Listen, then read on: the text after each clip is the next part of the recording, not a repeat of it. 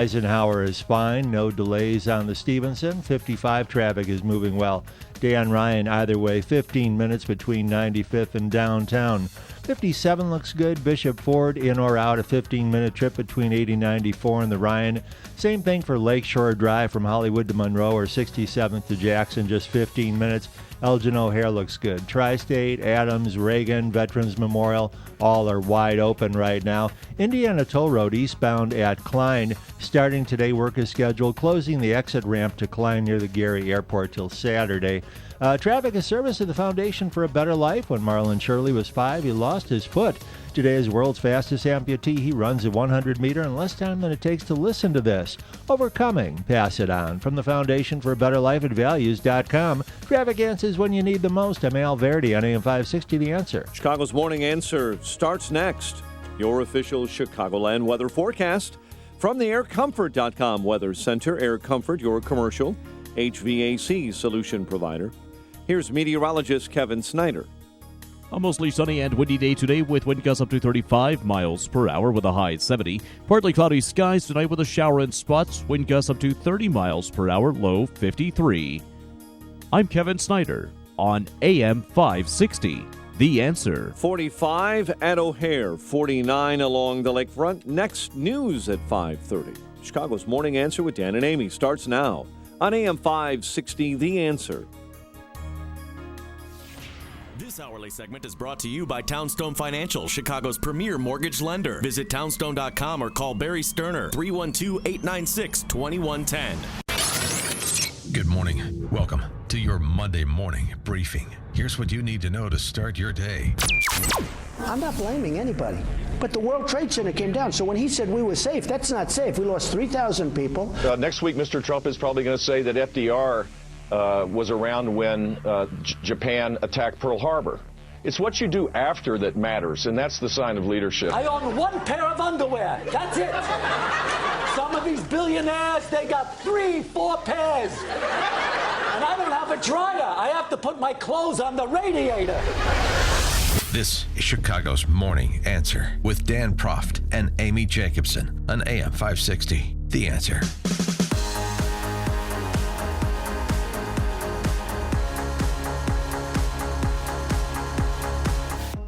Good morning, Dan Proft, Amy Jacobson. A little surprised. I expected some decorations today. For what? Iowa black and gold.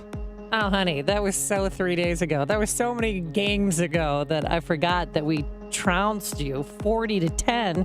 It really wasn't even a game, and everyone left in the third quarter because it was, quite frankly, boring game. Well, don't forget you owe me money because I actually took Iowa and was taking the the points. Points? Yeah. So Wait, I don't owe you money. No. I've got alligator arms all of a sudden. Right, yes. I lost my wallet. Yes. I can't find my phone. Well, I know that we can't decorate the studio with Cubby Blue anymore. Hey, oh my gosh. This is a marathon, not a sprint.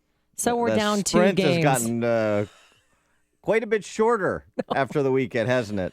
Well, there's still hope. I'm telling you, this is what I think.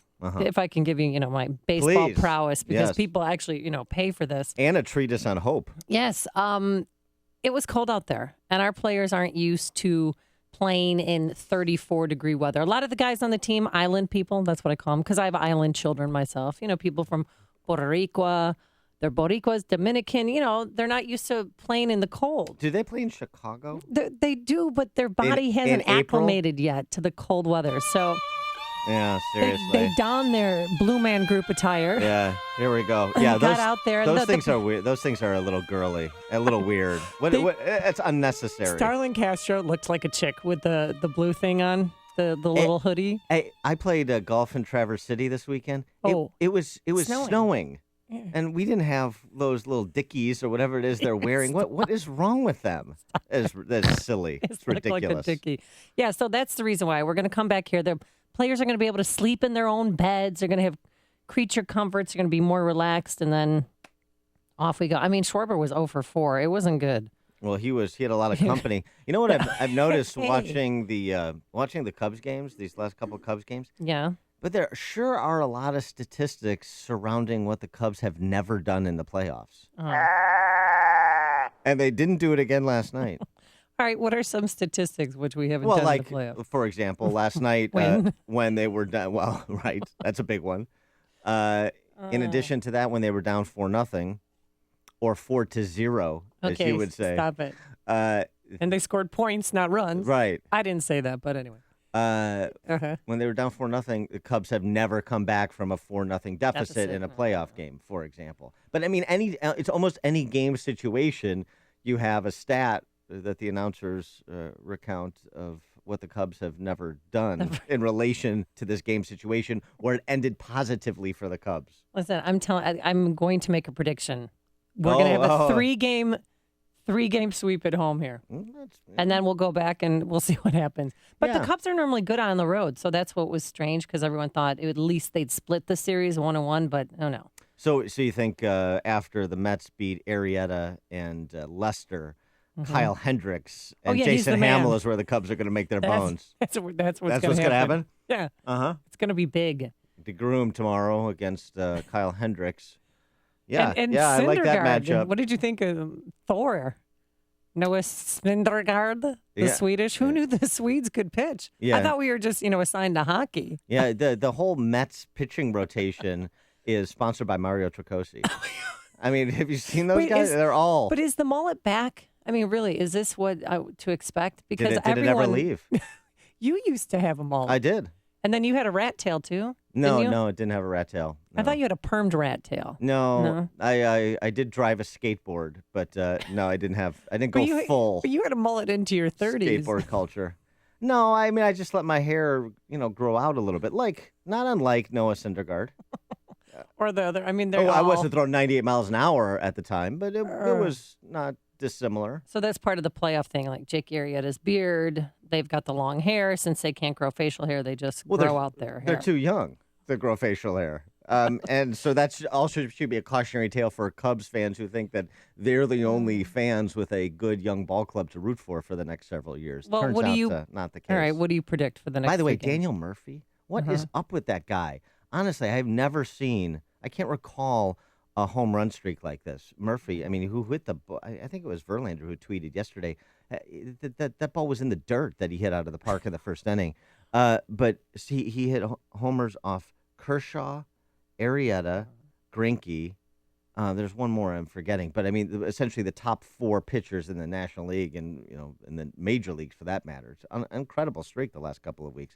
I'm sorry, what was your question? What do you predict for the next 3 games during the homestand? What do you think? I predict there won't be another 3 games. Really? So you think we'll be done by Wednesday? Yeah, I would say A sweep, really? If you're going to a Tuesday or Wednesday game, going to Tuesdays, Wednesdays. I'm probably going. Yes. Look for all the items that are 40% off for the clearance sale, because all that stuff they have to get all that stuff out of Wrigley by Wednesday night's game. This is the morning show more Chicago radio listeners are choosing. This is Chicago's Morning Answer on AM 560. The Answer. Well, let's take a look at traffic here. Eden's both directions looks good. 19 minutes either way between Lake Hook and the Kennedy Junction. Kennedy in or out is just 20 minutes. O'Hare to downtown. We've got no delays on the Eisenhower. That means it's 29 either way from Thorndale to the post office. What's this guy's name? Stevenson traffic is moving well. 55 looks good. Dan Ryan in or out, 15 minutes between 95th and downtown. 57 and Bishop Ford, no delays there. Lakeshore Drive looks good. And Elgin O'Hare is wide open. We have no problems to tell you about on the Tri-State, the Adams, Reagan Memorial, or Veterans Memorial. 53 and 80 look good. 80, 94, no delays. On the Indiana Toll Road, starting today, work is scheduled to close the exit ramp to Klein near Gary Airport. The work goes until Saturday, November 7th. I'm Al Verdi in the ChicagoRadioDeals.com Traffic Center. Also looking good in the weather department. Today we're going to have mostly sunny skies. It will be windy, a high of 70 degrees. Our average temperature this time of year is 60, so that's good. And then tomorrow, times of clouds and sun with a passing shower possibly, no big deal. Won't affect the game, a high of 73 degrees. There are 2 kinds of pain. Pain that goes away and the worst kind, chronic pain. If you suffer from chronic pain, life is not complete and it can be miserable. Unfortunately, most people use narcotics that mask the pain. You need to find the source of the chronic pain and get relief. This is Dr. Ken Candido of Chicago Anesthesia Pain Specialists. We're serious players in the management of pain, and our team are national leaders, as well as being educators in the treatment of pain. We will work with you to diminish or eliminate your pain and help you get your life back.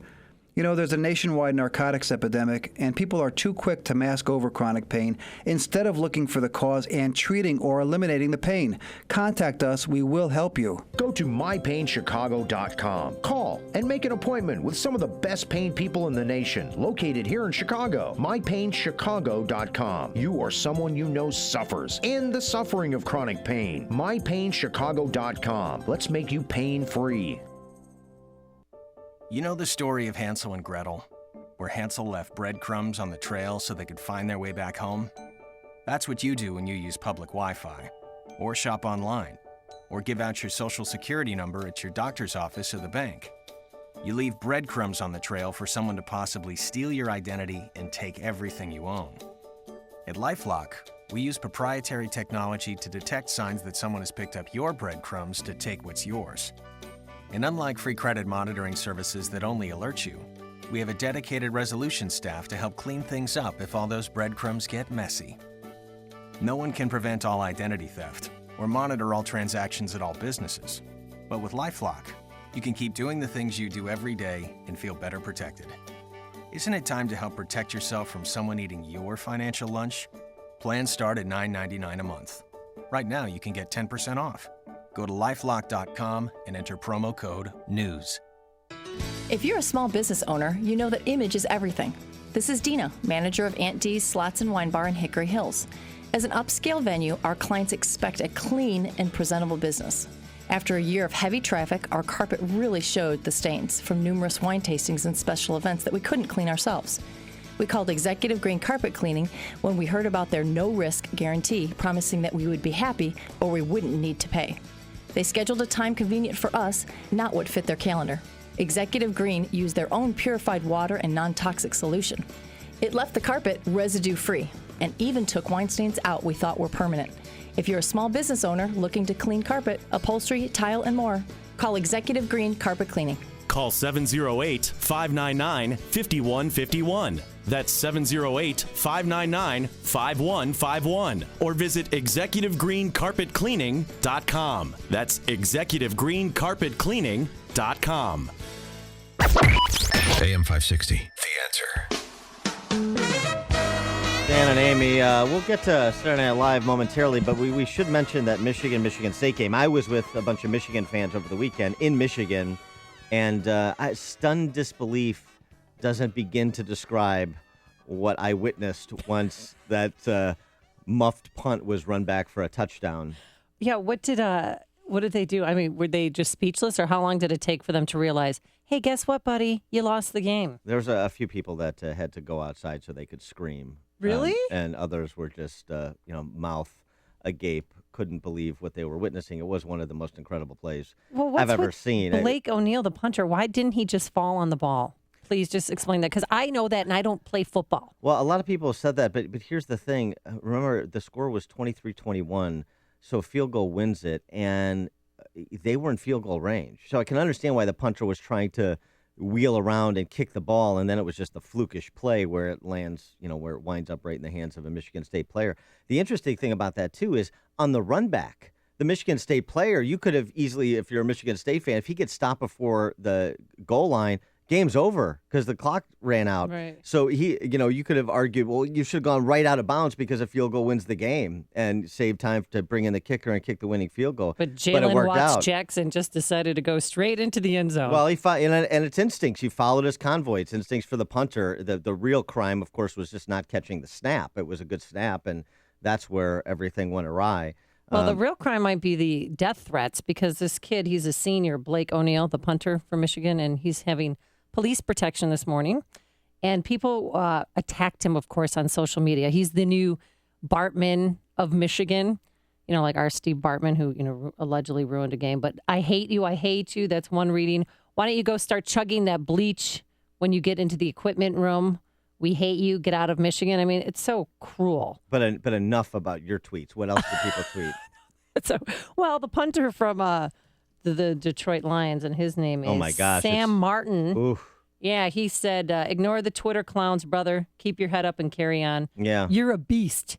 Season is young, my friend. It's kidding. That's what he wrote. It's got to be little solace for the Michigan punter to have a Detroit Lion come to his defense. I don't know how much that really counts for, particularly among Michigan fans. I mean, despite their big victory over the Bears yesterday, getting them on the board in the win column. That game was so exciting. This is something that did not happen at the Cubs game.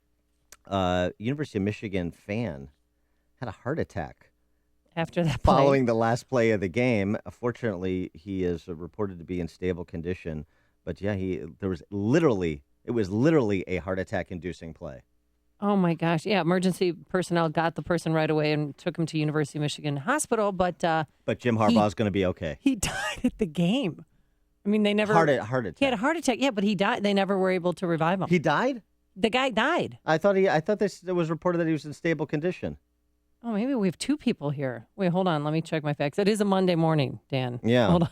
Oh, okay. Well, we'll effort to. We'll tally the heart attack numbers. Michigan fans, dead or alive? The question mark. We'll find that. But we need to get to this too. Saturday Night Live. I mean, boy, I'll tell you what. The big developments in the campaign this weekend: Bush and Trump relitigating 9/11, and Larry David impersonating Bernie Sanders. The campaign is already this dismal, and it's only October. If those are the big developments, but there was some good satire on SNL with respect to the parody of the last week's Democrat debate. And it wasn't just all Hillary and Bernie stuff. There was some good Marty O'Malley stuff too. Hello, I'm Martin O'Malley. This is what my voice sounds like. This is what my face looks like. When I was mayor of Baltimore, I did such a good job, they made 2 TV shows about my city, Homicide and The Wire. That was good. That was about all we needed to hear from Marty O'Malley. I think that's all we did hear from him. Yeah. And then Lincoln Chafee, the guy who did Lincoln Chafee. Awesome. I mean, it was hilarious. The mannerisms and the physical appearance were hilarious, and definitely best close. Oh boy, what a debate! And to think, at the center of it all was me, Lincoln Davenport Chafee. Well, good night, America. Bye forever. Bye forever. If you haven't watched that, it's worth watching the opening and the close of the SNL skit just for the Lincoln Chafee character. It's brilliant. My Lincoln favorite, Davenport Chafee. Yes, excuse me. that's his middle name. Yeah. Jim Webb. Come on. A cameo by Alec Baldwin. Yeah. Oh, don't go. Yeah. It was good. Did you even have him pull the audio for it? You didn't? No, I didn't think it was. It was great. He said, I'm a Vietnam. He was tough. Yeah. The NRA has given him an A rating, and they asked him to respond to that, and he said, I'll pass. Yeah. Fine. You have to go watch the whole thing. All right, now let's get to the main event, as they did, too. They, focused the time on Bernie and Hillary. Here is Hillary's open. Former Secretary of State Hillary Clinton.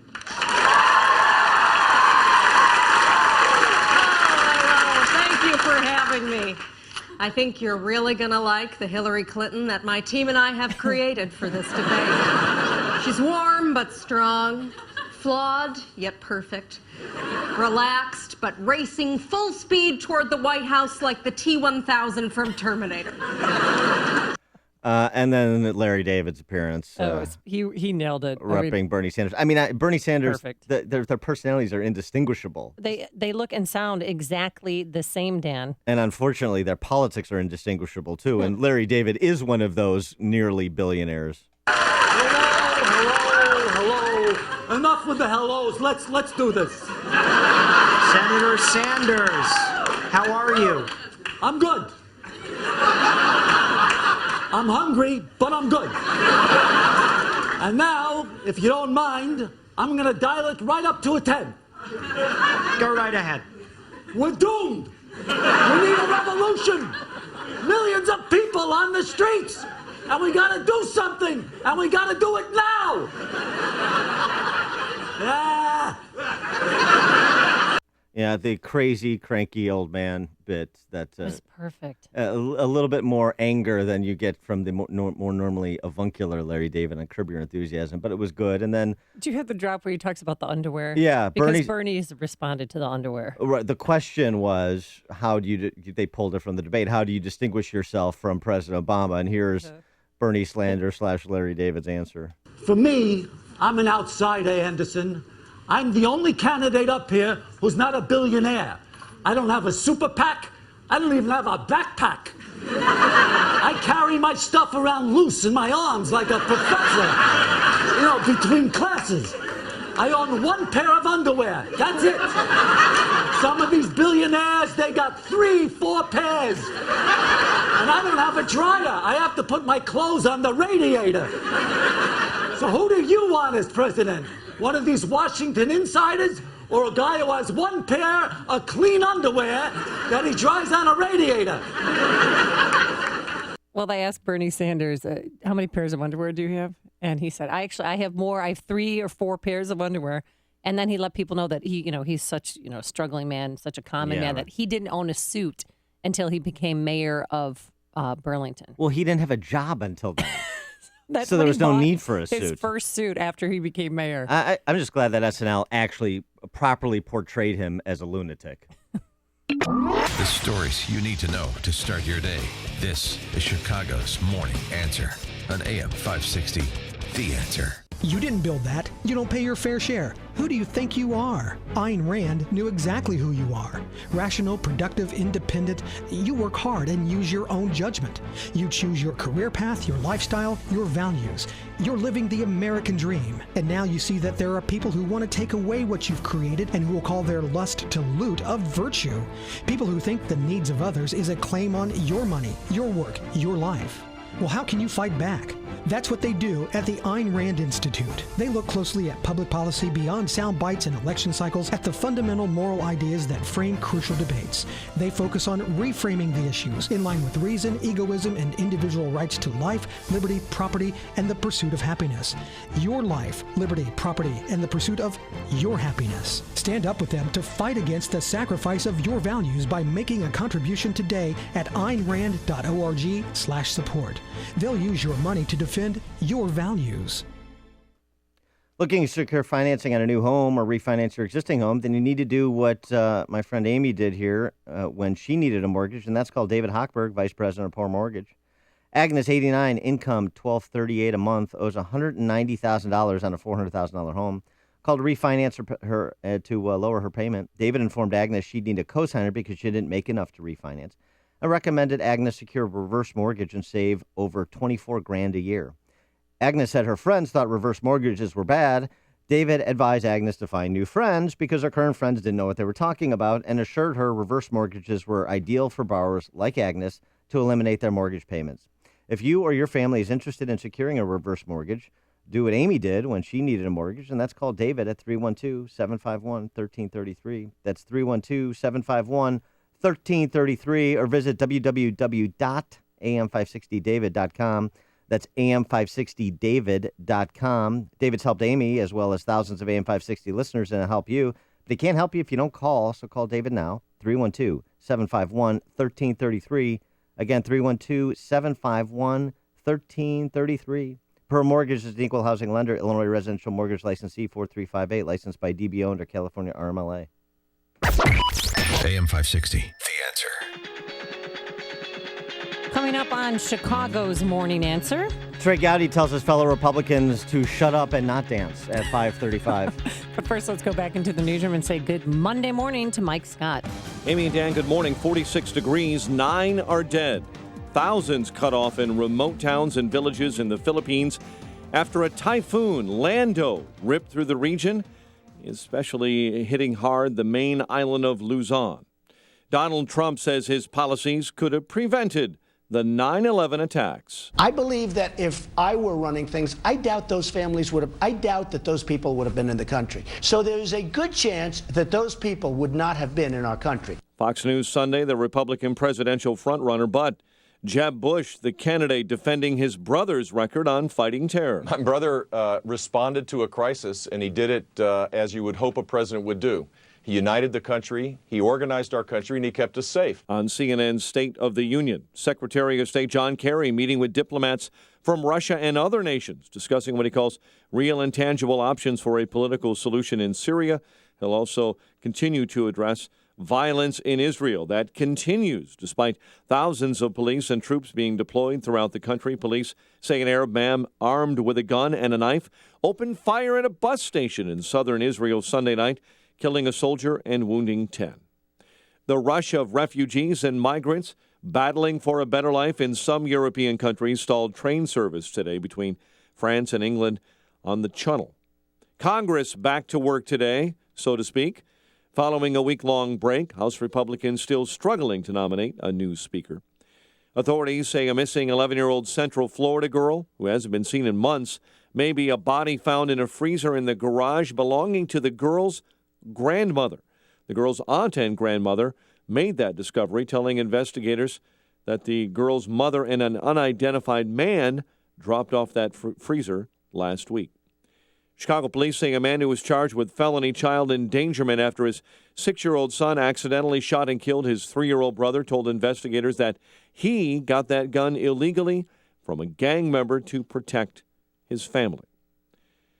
And you may be disappointed by the Cubs and Mets series so far, but Chicagoans take heart. Many New York residents say this morning the Rats are winning. City's complaint hotline is on pace for a record year for rat calls in New York City. More than 24,000 over each of the past 2 years. One Upper West Side resident says the rats are just sitting on lawn chairs, waiting for you when you come home. Chicago sports. Mets did beat the Cubs 4-1. NFL. Lions in overtime win over the Bears 37-34. The news a service of Gerber Collision and Glass with over 75 years experience and a national lifetime warranty. No wonder Gerber is so highly recommended. Visit one of their 60 Chicagoland locations or visit GerberCollision.com. A check of traffic and weather on the way next on AM 560. Mike Gallagher is tired of the gun control rhetoric. If Chris had not been able to get a hold of 13 guns, it wouldn't have happened. Empty rhetoric. And my heart goes out to this father and the mother because their son will forever be known as the monster who killed innocent people. Stop blaming the gun, the inanimate object, for the evilness of the creature. The Mike Gallagher Show, weekdays at 9, right before Dennis Prager at 11 on AM 560. The Answer. Remodel your kitchen or bath with Galaxy and get free installation, free design, and free financing. Call Galaxy at 773-783-8300 or schedule online at galaxyhome.com. My name is Dr. Howard. I've recommended Balance of Nature for over 15 years because of the excellent results I see in my patients. Balance of Nature doesn't make any claims of treating or curing any particular disease, but I think the results speak for themselves. I hate veggies, so this was a perfect way to get vitamins and veggies that worked with my body. I do feel better, but as far as health-wise goes, I used to have to get up in the middle of the night to go to the bathroom. I'm not doing that anymore. The ringing in my ear is a lot less than what it used to be. Those are the two things right away that I noticed, and I'm not as hungry as I used to be also. When you can give your body a full variety of 31 different fruits and vegetables in their 100% natural, whole food form, you receive the unmatched balance of nutrition. Call toll-free 800-2468-751. That's 800-2468-751. Or go online to balanceofnature.com and be sure to enter promo code CHICAGO. 5:35 in our ChicagoRadioDeals.com traffic center. In for Jim, here's Alverde. Thanks, Mike. On the eastbound Indiana Toll Road at Klein, starting today, work is scheduled to close the exit ramp to Klein near Gary Airport. That work is set to go until Saturday, November 7th. In the meantime, we got no delays to speak of on the Edens. Kennedy traffic looks good. The O'Hare extension westbound, that's a little slow between River Road and O'Hare. Eisenhower is good in both directions. Stevenson in or out, 34 minutes, 3:55 to Lakeshore Drive. Dan Ryan in slows from the Stevenson to the Burns Circle. 57 inbound Halstead to the Ryan, a little bit of a slowdown. Bishop Ford inbound tight from 115th to the Ryan. Traffic's a service of the Foundation for a Better Life when Marlin Shirley was 5. He lost his foot. Today is the world's fastest amputee. He runs the 100-meter in less time than it takes to listen to this. Overcoming. Pass it on. From the Foundation for a Better Life at Values.com. Traffic answers when you need the most. I'm Al Verdi on AM 560, The Answer. Chicago's Morning Answer continues next. Your official Chicagoland weather forecast from the aircomfort.com Weather Center. Air Comfort, your official HVAC solution provider. Sunny and windy today, high near 70. Could be a spotty shower overnight under partly cloudy skies. And high winds gradually subsiding, a low of 53. 45 at O'Hare. Next news at 6. Chicago's Morning Answer with Dan and Amy continues next on AM 560, The Answer. This hourly segment is brought to you by Secure Retirement Radio with Raj Shah. Sunday mornings at 7, right here on AM 560, The Answer. If you're talking about it, I'll be talking about it. Dennis Prager here. Join me this morning at 11, right here on AM 560, The Answer. Dan and Amy. So, Amy, Thursday, Hillary Clinton testifies before the Benghazi committee. On Friday, last Friday, Mrs. Carlos Danger spent 6 hours before that committee, eliciting the normal responses from the nonpartisans when it comes to Benghazi, those that don't want this to be a partisan spectacle, that are above partisan politics, like Hillary Clinton, her campaign spokesman, Elijah Cummings, the ranking Democrat on the committee, who called the hearings a spectacle, and the Clinton campaign openly wondering why Mrs. Carlos Danger, Uma Abedin, was called to testify at all. Maybe a deputy chief of staff for the Secretary of State at the time. Maybe she would have some relevant information, and perhaps there's an email traffic going between her and Hillary on topic. I suspect there is.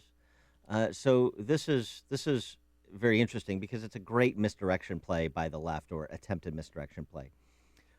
Project onto Trey Gowdy and his committee what you actually are, right? They're politicizing Benghazi, claiming to be victims of some witch hunt by Republicans, using this for partisan politics because you've had a couple of Republicans who don't know what they're talking about make inopportune statements, when in point of fact, it is they who are playing partisan.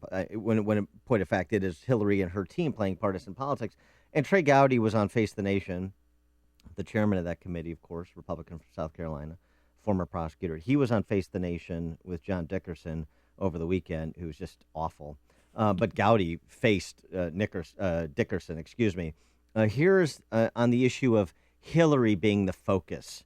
They're out to get Hillary. Listen to Trey Gowdy's response in terms of the proportion of time and attention they've given Hillary, or are even interested in giving Hillary. John, if you look at the facts, we have done 50 witnesses, one of whom you could argue was exclusively related to her email, and that was the shortest interview we have done. We have 50,000 new documents. Less than 5% have anything to do with Secretary Clinton. She's an important witness, but she is one witness. And by the time we're through, John, we will have interviewed 70 witnesses. So she's one out of the 70. I get that she gets more attention than the other 69. But frankly, if you ask me, the eyewitnesses on the ground that night in Benghazi are more important to me as a former prosecutor than the former Secretary of State. Well, the left has argued that why wasn't Samantha Powers called? General Petraeus hasn't been called. Leon Panetta hasn't been called.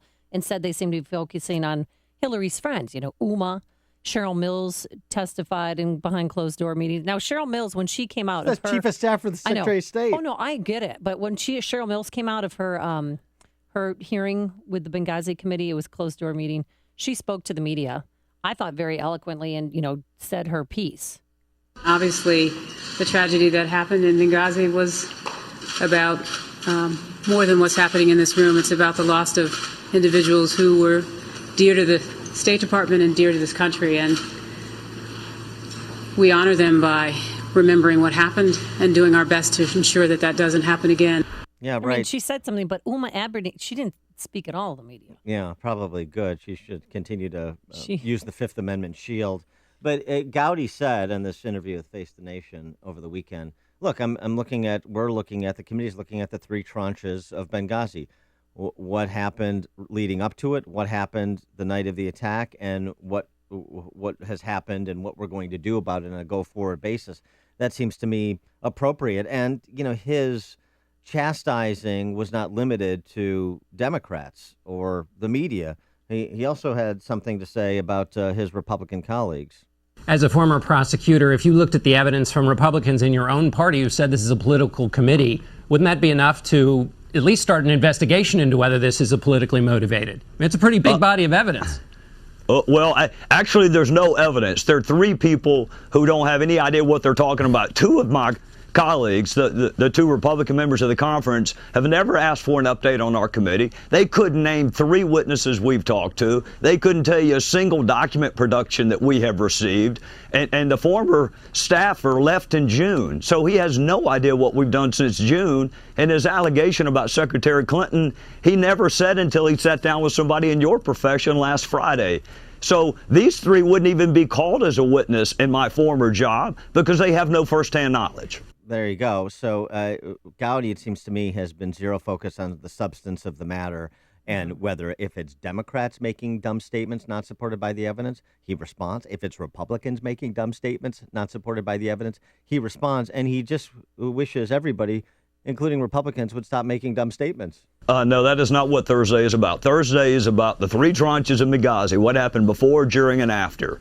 And frankly, in Secretary Clinton's defense, she's going to have a lot more information about the before than she is the during and the after. So I get that there's a presidential campaign going on. I have told my own Republican colleagues and friends, shut up talking about things that you don't know anything about. And unless you're on the committee, you have no idea what we've done, why we've done it, and what new facts we have found. We have found new facts, John, that have absolutely nothing to do with her. And by watching Meet the Press, I mean, last Thursday, it wasn't until last Thursday that they received Christopher Stevens' emails. I mean, I know the wheels of justice go slowly, but it's taken that long to get Christopher Stevens' emails, and in the emails, he wanted more security. That was one of the requests made. Well, right, and so, and that's one of the points that Gowdy has made previously. The State Department has been less than cooperative. It's taken him a long time to get all the emails that have been requested, into which the committee is entitled, requiring subpoenas and the like, to cajole the State Department. But also, and I understand, everybody's entitled to talk about this as it proceeds. But again, how many of the 70 witnesses Trey Gowdy is referencing can any of us name? Not to mention what they've provided the committee, what the committee knows that we don't know. The committee will be judged, and it should be judged on its work product. But the work product is going to come after the committee completes its work and releases a report. And that's fair. So I understand Gowdy's position. It doesn't mean that it can't be opined on by the punditry or by candidates. But you would wish those opinions were a little bit more grounded in what we actually know versus what we hope to know. And that goes from our side as well. I just have this emblazoned in my memory, though. What? Hillary Clinton, but when she testified previously and during her appearance where she famously said at what point, at this point, what differences make, right? Before that statement, and if Ron Johnson was a little bit more on the stick, he could have used that statement against her before the famous, rhetorical question. She said, we're here to find out what happened so it doesn't happen again. Precisely.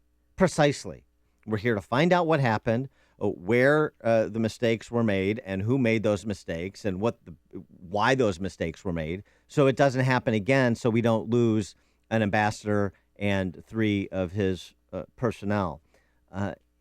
Gowdy was asked the question on Face the Nation that is another meme of the left. Oh, there's 7 other committees that have been formed and they haven't found anything. This is just a redundancy, what you're doing, Trey Gowdy. Gowdy responded to that. Listen to this. Why would you not look at the ambassador's emails? He was a prolific emailer. I'll give you a 1-week time period in June. He's just been put in place as the ambassador, just accepted on June the 7th. And he is already asking for more security. He notes that there's an uptick in violence, and he's asking for more security. On almost exactly that day, John, he is asked to read and respond to an email from Sidney Blumenthal, who knows nothing about Libya.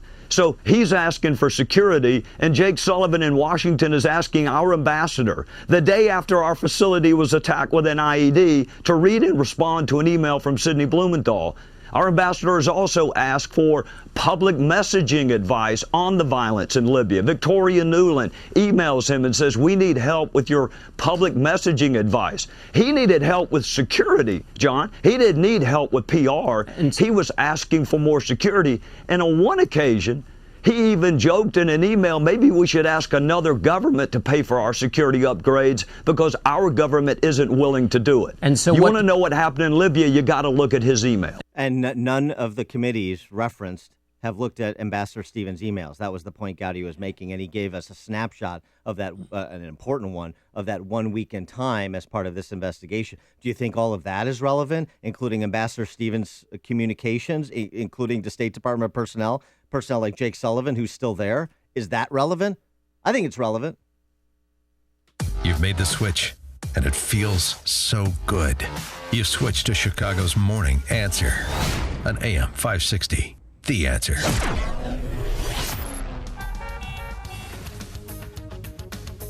Coming up next, the government versus business on pollution. We'll have the tallies, but here's your forecast for today. Mostly sunny, windy, a pleasant high of 70 degrees. Then tonight, some spotty showers in places. And tomorrow for Game 3 of the series. It's going to be a good one, Dan. We're going to have great weather, that's for sure. We'll have a quick passing shower, no big deal, but partly sunny skies, a high of 73 degrees. Let's get the travel times. Here's Al Verdi in for Jim Telemonte.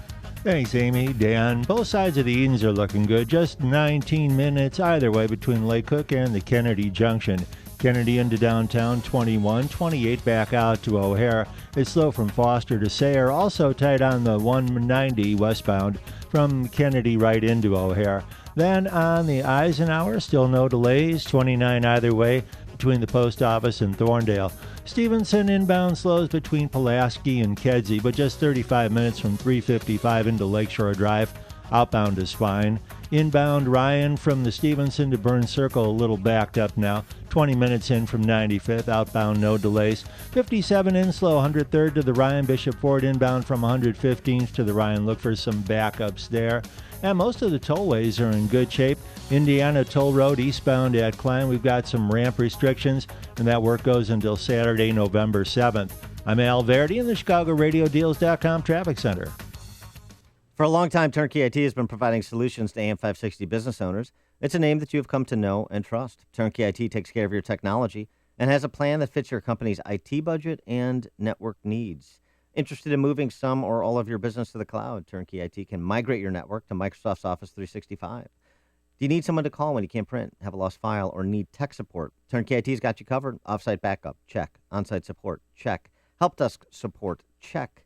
Turnkey IT staff is professional, friendly, punctual, and will solve all of your technical problems immediately and even work after normal business hours, all for a fixed monthly rate. Turnkey IT knows your network is truly the heartbeat of your company, so focus on your business and leave the technical stuff to the pros. Visit turnkey.pro today for a plan that fits your needs. That's turnkey.pro. When you send your 16-year-old off in that car, you shouldn't be thinking about saving on car insurance premiums. You should be wondering if you have the most coverage you can afford. Heil & Heil Insurance is here to assist you with critical auto insurance questions like this.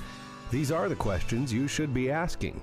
Call Heil & Heil Insurance today at 847-866-7400 or visit them online at heilandheil.com. At Heil & Heil Insurance, they ask the difficult questions before you put your child behind the wheel. You can put a price on coverage, but not on peace of mind. Call Heil & Heil Insurance today at 847-866-7400 for a free consultation or visit their website at heilandheil.com. Let them help you drive with confidence. That's 847-866-7400. Quality of lifestyle can be preserved by managing risk. Let Heil & Heil help you manage yours. Call today, 847-866-7400. This is Dan Proft with an Upstream Idea, brought to you in part by the Illinois Policy Institute. In the brave new world of big data, sometimes we forget that politics is about people's lives. When we forget this fundamental truth, people without political clout get hurt, and all of us suffer a loss of dignity in the process. And so the number for your consideration in this installment of Illinois by the Numbers is 47. 47th is where Illinois ranks nationally in the provision of services to persons with developmental disabilities. Providing or not providing for those who need state support through no fault of their own is a mirror that reflects our humanity, our moral health. The result is families who have a family member with a developmental disability have fled Illinois, just as entrepreneurs have, to live in, well, more civilized states. This is happening on our watch. As an Illinois resident, this is happening on my watch. We are all culpable, and now none of us can any longer pretend not to know. For more ideas like this, visit upstream-ideas.com. That's upstream-ideas.com. I'm Dan Proft. AM 560, The Answer. Dan and Amy, it's always fun to cover government versus business where you can do an apples-to-apples comparison, Amy. The reason is that because there's so many Americans who believe what Ambrose Bierce said facetiously, which is somehow government is this magical institution where private vice becomes public virtue. Somehow when people go into government, they're better people. They're not worse people, but they're not necessarily better people. And unfortunately, because government has a monopoly of force, they become unaccountable people. And to that end, this interesting study comparing how businesses versus government comply or break pollution regulations. This is a study by a couple of academics, one from Indiana, one from Texas A&M, that examined records from 2000 to 2011 for power plants and hospitals regulated by the Clean Air Act, and from 2010 to 2013 for water utilities regulated under the Safe Drinking Water Act.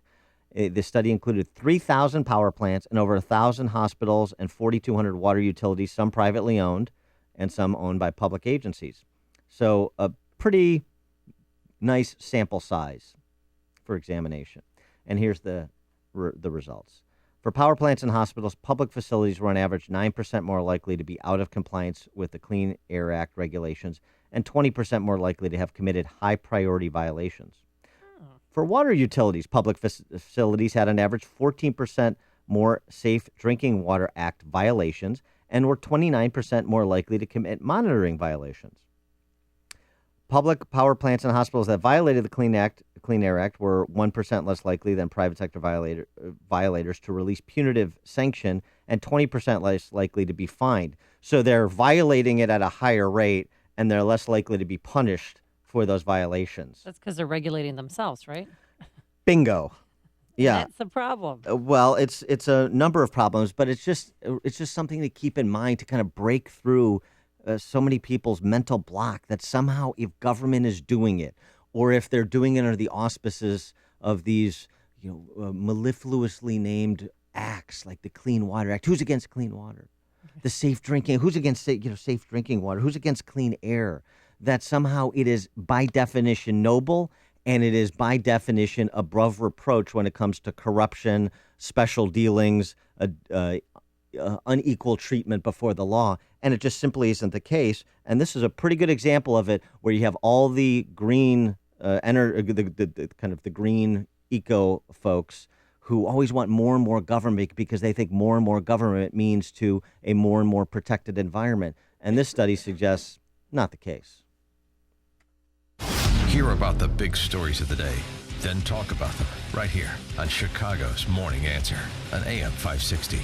The Answer. Change in the market shouldn't be a surprise to anyone. In fact, since World War II, we've seen a correction on average about once every 18 months. That's why Arlington Capital Management developed proprietary tools that help them to see what's beyond your investment horizon. Like an experienced ship captain uses tools to avoid stormy weather, Arlington Capital Management uses tools to guide you through market corrections before it's too late and help us decide when to capitalize on opportunity. Call Arlington Capital Management today at 855-471-5796 to learn how their active management systems can help you. Each day, they actively explore the market, our economy, and all the variables that affect your investments. Stormy markets never cloud their vision. The professionals at Arlington Capital Management use their tools and experience to guide them. Call Arlington Capital Management today at 855-471-5796 for a financial review. The number again is 855-471-5796 or learn more at arlington-capital.com.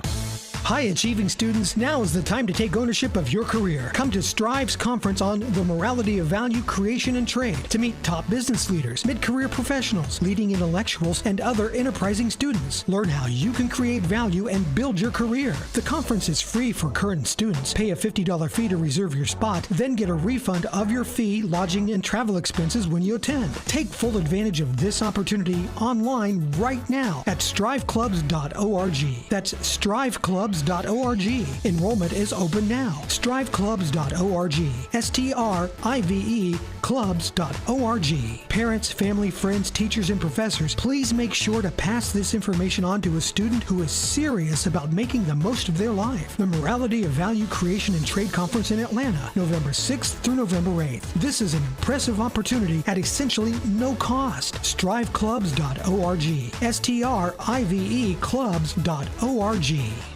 AST for Industry. This is John Haidt. My company is Anti-Seize Technology. We are the company behind hundreds of products used by industry and manufacturing worldwide. For over 35 years, my local company has made lubricants, adhesives, and sealants. I put my products up against any other company for quality and value. That's why we say AST for Industry. Your maintenance crew can save time, money, and your equipment. Slick-On Flow Lube is a superior spray-on industrial lubrication for your sliding, rolling, squeaky, turning, press-fitting needs. Slick-On Flow Lube keeps your equipment in service and reduces costly breakdowns. Slick-On Flow Lube is a great product for your maintenance team from Anti-Seize Technology. We will prove products from Anti-Seize Technology are better for your industry. Contact us for a demonstration. Go to AST4Industry.com. Remember, AST4Industry.com. Check out our line of lubricants, adhesives, and sealants for your company. AST4Industry.com. It's the Can-Am Spyder Yellow Tag event, and it's time to experience the ultimate thrill ride. Hit the open road on a Can-Am Spyder. With its unique Y-frame design, you can ride all day with total freedom and confidence. Hurry in by October 31st and save up to $3,000 on select 2015 Can-Am Spyder models. Plus, get up to a 3-year warranty. Visit iMotorsports in Elmhurst or online at iMotorsportsinc.com. Restrictions may apply. See your dealer for details. How do you stay connected to your business when your work has you traveling from Miami on Monday to Tacoma on Tuesday? You call Regis at 1-800-OFFICES. Regis offers drop-in business lounges, meeting rooms, and office space in more than 3,000 locations worldwide, allowing you to work from anywhere at any time, all on your terms. Call Regis today at 1-800-OFFICES and get a free office or meeting room for a day. Regis, here to help you grow. Coming up on Chicago's Morning Answer, relitigating 9/11. Why are they doing it, and who's benefiting from it? And as if you needed another reason to loathe cyclists at 6:16. But first, let's go back into the newsroom. Be nice, Dan. And here is Mike Scott. Amy and Dan, here are the stories we're watching today. A man charged after his 3-year-old son is shot and killed by his brother. A man accused of slashing women at CTA Blue Line stations. Murphy and Syndergaard send the Mets up to a 2-0 NLCS series advantage over the Cubs. Sunny and windy with a high near 70 later today. And WIND Chicago News Time, 6 o'clock. Fox News Radio, I'm Dave Anthony. Hillary Clinton has dismissed the Benghazi probe political, and the Democrat running for president will testify Thursday. Fox News Radio's Rachel Sutherland live in Washington. Clinton told CNN's State of the Union she's not sure what she can add to her previous testimony on the 2012 terror attacks that killed 4 Americans, including Ambassador Chris Stevens. I've already testified about Benghazi. I testified to the best of my ability before the Senate and the House. Select Committee Chair Republican Trey Gowdy says the panel is focused on new evidence. We're going to follow the facts wherever they go. Gowdy telling CBS Face the Nation the committee's acquired Ambassador Stevens' emails and suggested dozens more witnesses will be called. Dave. Rachel, there's another dead Israeli soldier in the recent wave of attacks, shot by a Palestinian man at a bus station late last night. He also wounded 10 before he was killed. Israeli troops also killed an Eritrean migrant, fearing he was also an attacker. Israel has every right in the world to protect its citizens, as it has been, from random acts of violence. Secretary of State Kerry will go to the Middle East for talks on Thursday. A zombie killer still on the loose in Florida. Whoever shot off the Zombie Con event in Fort Myers just before midnight Saturday. It's about 4 or 5 shots at the same time. They go pa, pa, pa, pa, pa, pa. That sent people dressed like zombies running through the streets in fear. One person died, 5 were injured. Police are looking at surveillance video as they search for the gunman.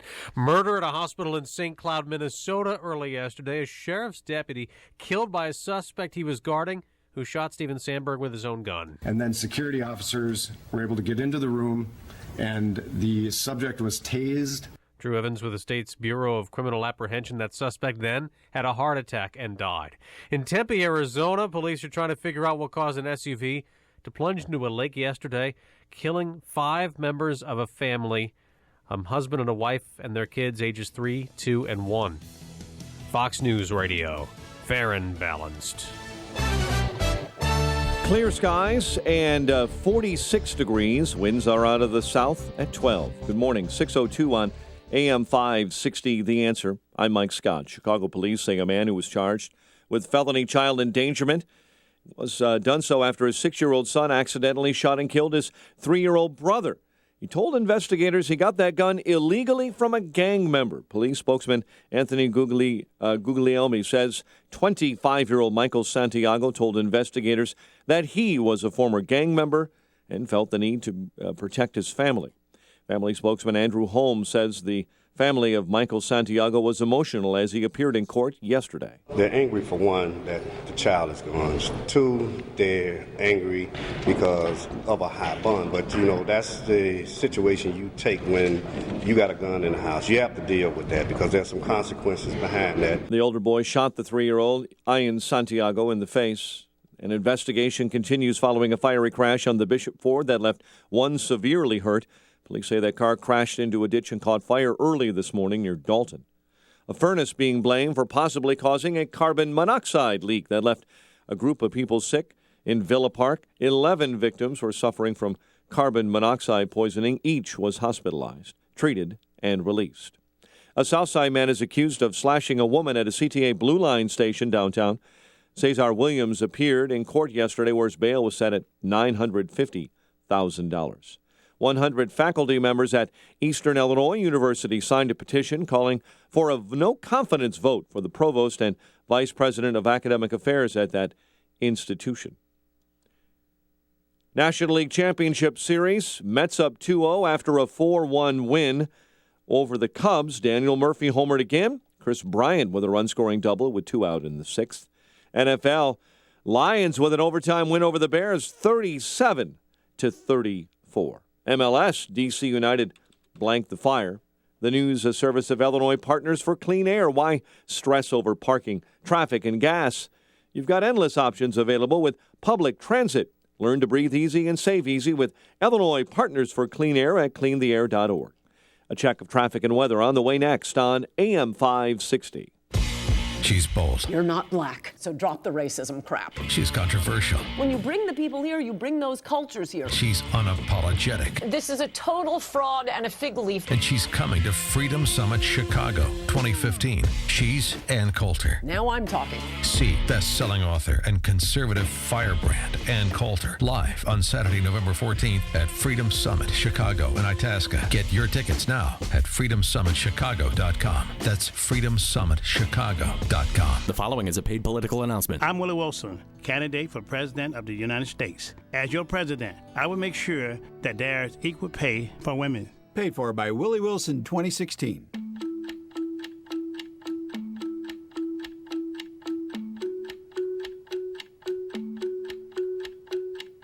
In the time you've spent listening to this radio spot, you could have completed and submitted an entire expense report with a simple picture of your receipt.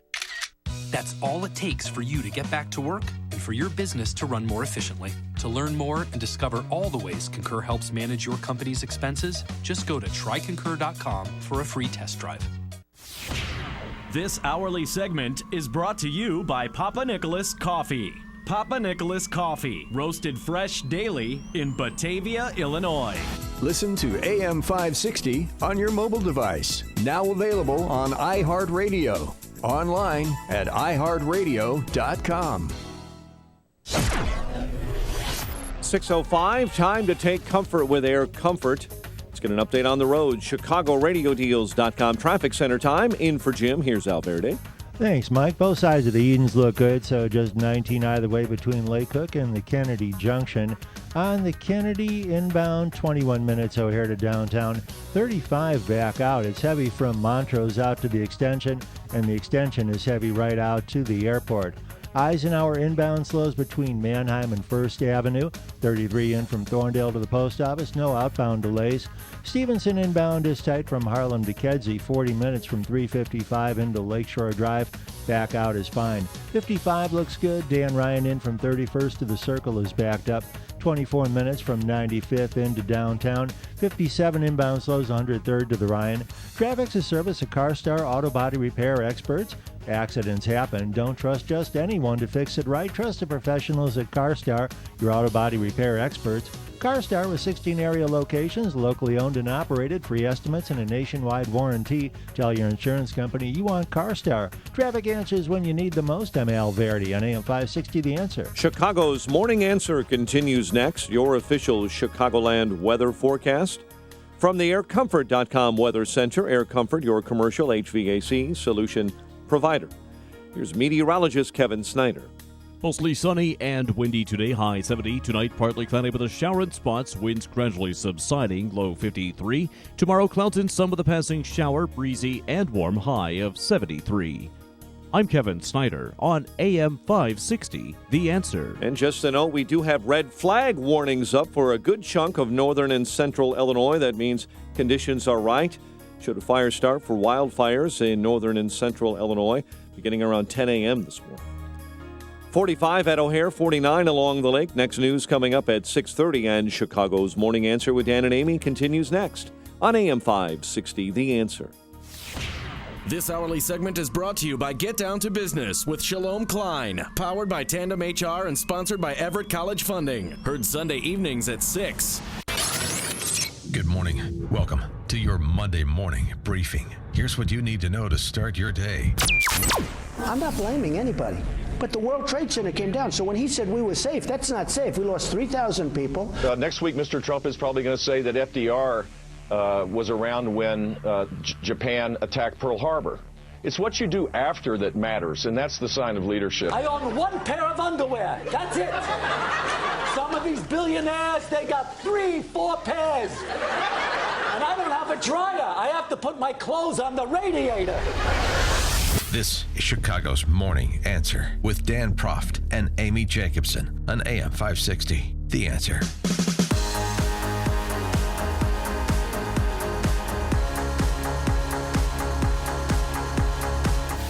Good morning, Dan and Amy. I like Larry David doing Bernie Sanders, or maybe Bernie Sanders is doing Larry David. I'm not sure which direction the impersonation goes, but they're interchangeable. But I still like Daryl Hammond doing Trump better. Oh, I miss that. But boy, so Larry David doing Bernie Sanders over the weekend, and Trump and Jeb arguing about 9/11. Those were the big campaign developments.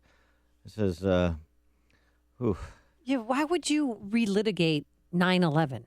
Why would you do that to the survivors, to the victims' family members? I mean, I know you can learn from a horrible tragedy such as that, as a mass murder that happened, but why bring it up? Who in the world would benefit from it? Well, it's interesting. I mean, I think you have to look at all of these back and forths through the lens of politics, right? And so it's the interesting choice, and maybe it's just because Trump can't help himself, but the interesting choice is for Trump to go after Jeb, to engage him, and then Jeb to respond. Of course, Jeb needs to respond. But I just wonder how much benefit there is for Trump. I think there's more benefit for Trump if Jeb stays in the race at this juncture, and you still have kind of a mishmash of establishment candidates and establishment financiers of different candidates, Jeb being one at the top, but Kasich and some of the other candidates as well, even Rubio to some extent. If you're Trump, you want as many candidates in the race holding out as long as they can. You do not want fewer candidates in the race because, remember, he has a high floor right now, but he has a low ceiling. So it's just interesting. It's an interesting choice Trump made to engage Jeb on any issue, to allow for back and forth that may ultimately hurt Jeb. But by hurting Jeb, he's hurting himself politically. I see what you're saying. 312-642-5600. I'd love to hear from Trump supporters. I mean, what they thought when Donald Trump, said that if he were president, Dan, 9/11 would have never happened. I'm not blaming anybody. But the World Trade Center came down. So when he said we were safe, that's not safe. We lost 3,000 people. It was one of the greatest, probably the greatest catastrophe ever in this country, if you think about it, right? What would you have done? Well, I would have been much different, I must tell you. Somebody said, well, it wouldn't have been any different. Well, it would have been. I am extremely, extremely tough on illegal immigration. I'm extremely tough on people coming into this country. I believe that if I were running things, I doubt those families would have, I doubt that those people would have been in the country. So there is a good chance that those people would not have been in our country. Yeah, and let's comment on that, but I wanted Jeb's response to that first, and then let's chat about what Sideshow Donald had to say. No, I mean, so next week, Mr. Trump is probably going to say that FDR was around when Japan attacked Pearl Harbor. It's what you do after that matters, and that's the sign of leadership. It's not does anybody actually blame my brother for the attacks on 9/11? If they do, they're totally marginalized in our society. It's what he did afterwards that matter, and I'm proud of him, and so are a bunch of other people. You don't have to have your last name named Bush to be able to understand that. And it just calls into question Mr. Trump's credibility as a commander-in-chief and an architect of the next generation foreign policy, which we desperately need in this country right now. 312-642-5600. Donald Trump, I'm over him. Yeah, were you ever under him? Well, I'm going back and forth, because I'm still candidate shopping. But he's taken it to a whole new level. Now he's attacking Jeb on what his brother did when his brother was president. Those responses, I would say, a pox on both their houses. Let me start with Trump. Mm-hmm. Trump's statement that he is tough on immigration, our immigration policy would have been different prior to 9/11 if he were president. I don't believe that. I believe that a different immigration policy could have affected a different outcome. And I think it's interesting to have those conversations about what preventative measures that could have been taken that weren't. I think that's an important exercise, and it's been going on for the last 14 years. But you recall, it was just a few years ago when Mitt Romney was the nominee that Trump was blasting Mitt Romney for not embracing essentially a version of the Gang of Eight immigration reform package that would have provided amnesty, path to citizenship. So the Donald Trump who's tough on immigration today is not the Donald Trump even of 3 years ago, much less is it the Donald Trump of 2000 or previously. So for Donald Trump to say the guy he is today and the policies he's promoting today would have been the same place he was at in advance of 9/11, I should say, that's a lie. Because we know the record of Trump being on all sides of all issues over the years. And he was not on the hardline immigration side, be at the tip of the spear with respect to Al-Qaeda, with respect to terrorist hotbeds that are and Islamic theocracies trying to send those terrorists over to this country to do damage to America, to kill Americans. Well, then how do you think Jeb did in his response? Well, his response, the problem is with Jeb's response, it's not what you do essentially, it's not what you do, it's what you do after that matters. That's leadership. No. I mean, that's part of leadership, yes. But what you did before or didn't do before, that also matters. That's also leadership. Do you have foresight? Are you making wise decisions consistent with the threats that we face? And frankly, if we're being honest, the American government, Republicans and Democrats, Clinton before George W. Bush, were not making wise decisions. It was clear that our intelligence community was disjointed. The CIA was giving them cables and information that, we have this group, Al-Qaeda group out there, they're planning an attack. Right. There were attacks. There were attacks in American embassies. The Achille Lauro. There were a number of terrorist attacks 20 years. I mean, go all the way back to the Marine bombing in Beirut. Oh, that's right. I mean, go back. Or the World Trade Center the first time around, 93. Yeah, well, absolutely. So go back 20 years, and were we as prepared as we should have been for an attack on the homeland? Clearly, the answer was no. Is that George W. Bush's fault? No, of course not. But Trump didn't say it was George W. Bush's fault. He just said he would have advanced policies that would have prevented it. Yeah, he's so great, Dan, he could have prevented it. That is not at all clear to me. The Wizard of Oz. And I would love to go back and and I haven't done it yet, but go back and look at Trump's statements in the last part of the 90s into the early 2000s and then after 9/11 to see where he was. But we know where he was just a few years ago, and it wasn't where he is today. So what does that say? Chuck in Delavan, Wisconsin. Black Hawk Down. Hey, yeah, that's another one. They never took and did any type of investigation. We all know that these airport jobs are all political jobs, all patronage jobs. And they sent all them planes up out of Boston that had them box cutters where everybody was asleep at the wheel when they let them guys get on the planes. Nobody ever investigated that those were democratically controlled areas and that nobody ever lost their job. There was no investigation. Well, who was the guy? Private security firms that were doing the screening. Thanks for the call, Chuck. Well, yeah, but each airport hired. Well, right, each airport would control their space. But here's the question: now, after we federalized TSA, is it better? We just had the report a few months ago where they did essentially a test of security.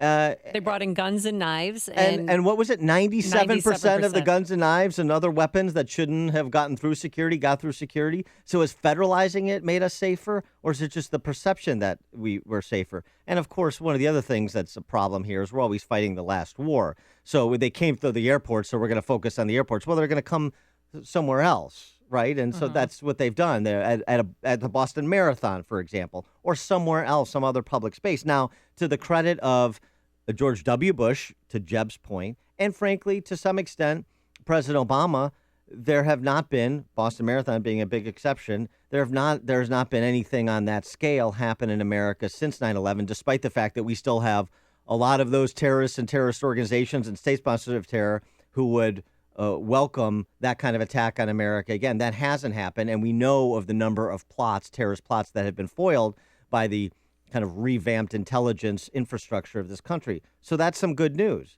But all of this is a legitimate basis of discussion, particularly in a campaign for President of the United States. Mike in Park Ridge. I'm usually not up this early, so bear with me. But Jeb's problem here, what you do after is what matters. What George W. Bush did after was invade a third-party country that had nothing to do with September 11th to open up a haven for terrorists that was otherwise controlled by Saddam Hussein. Not a good guy, but absolutely zero to do with September 11th, except some loose affiliation with being basically an Arab. Well, thanks for the call, Mike. It's a little. Where there are weapons of mass destruction. There's a little bit more connection to terrorist activity under Saddam Hussein than you're describing.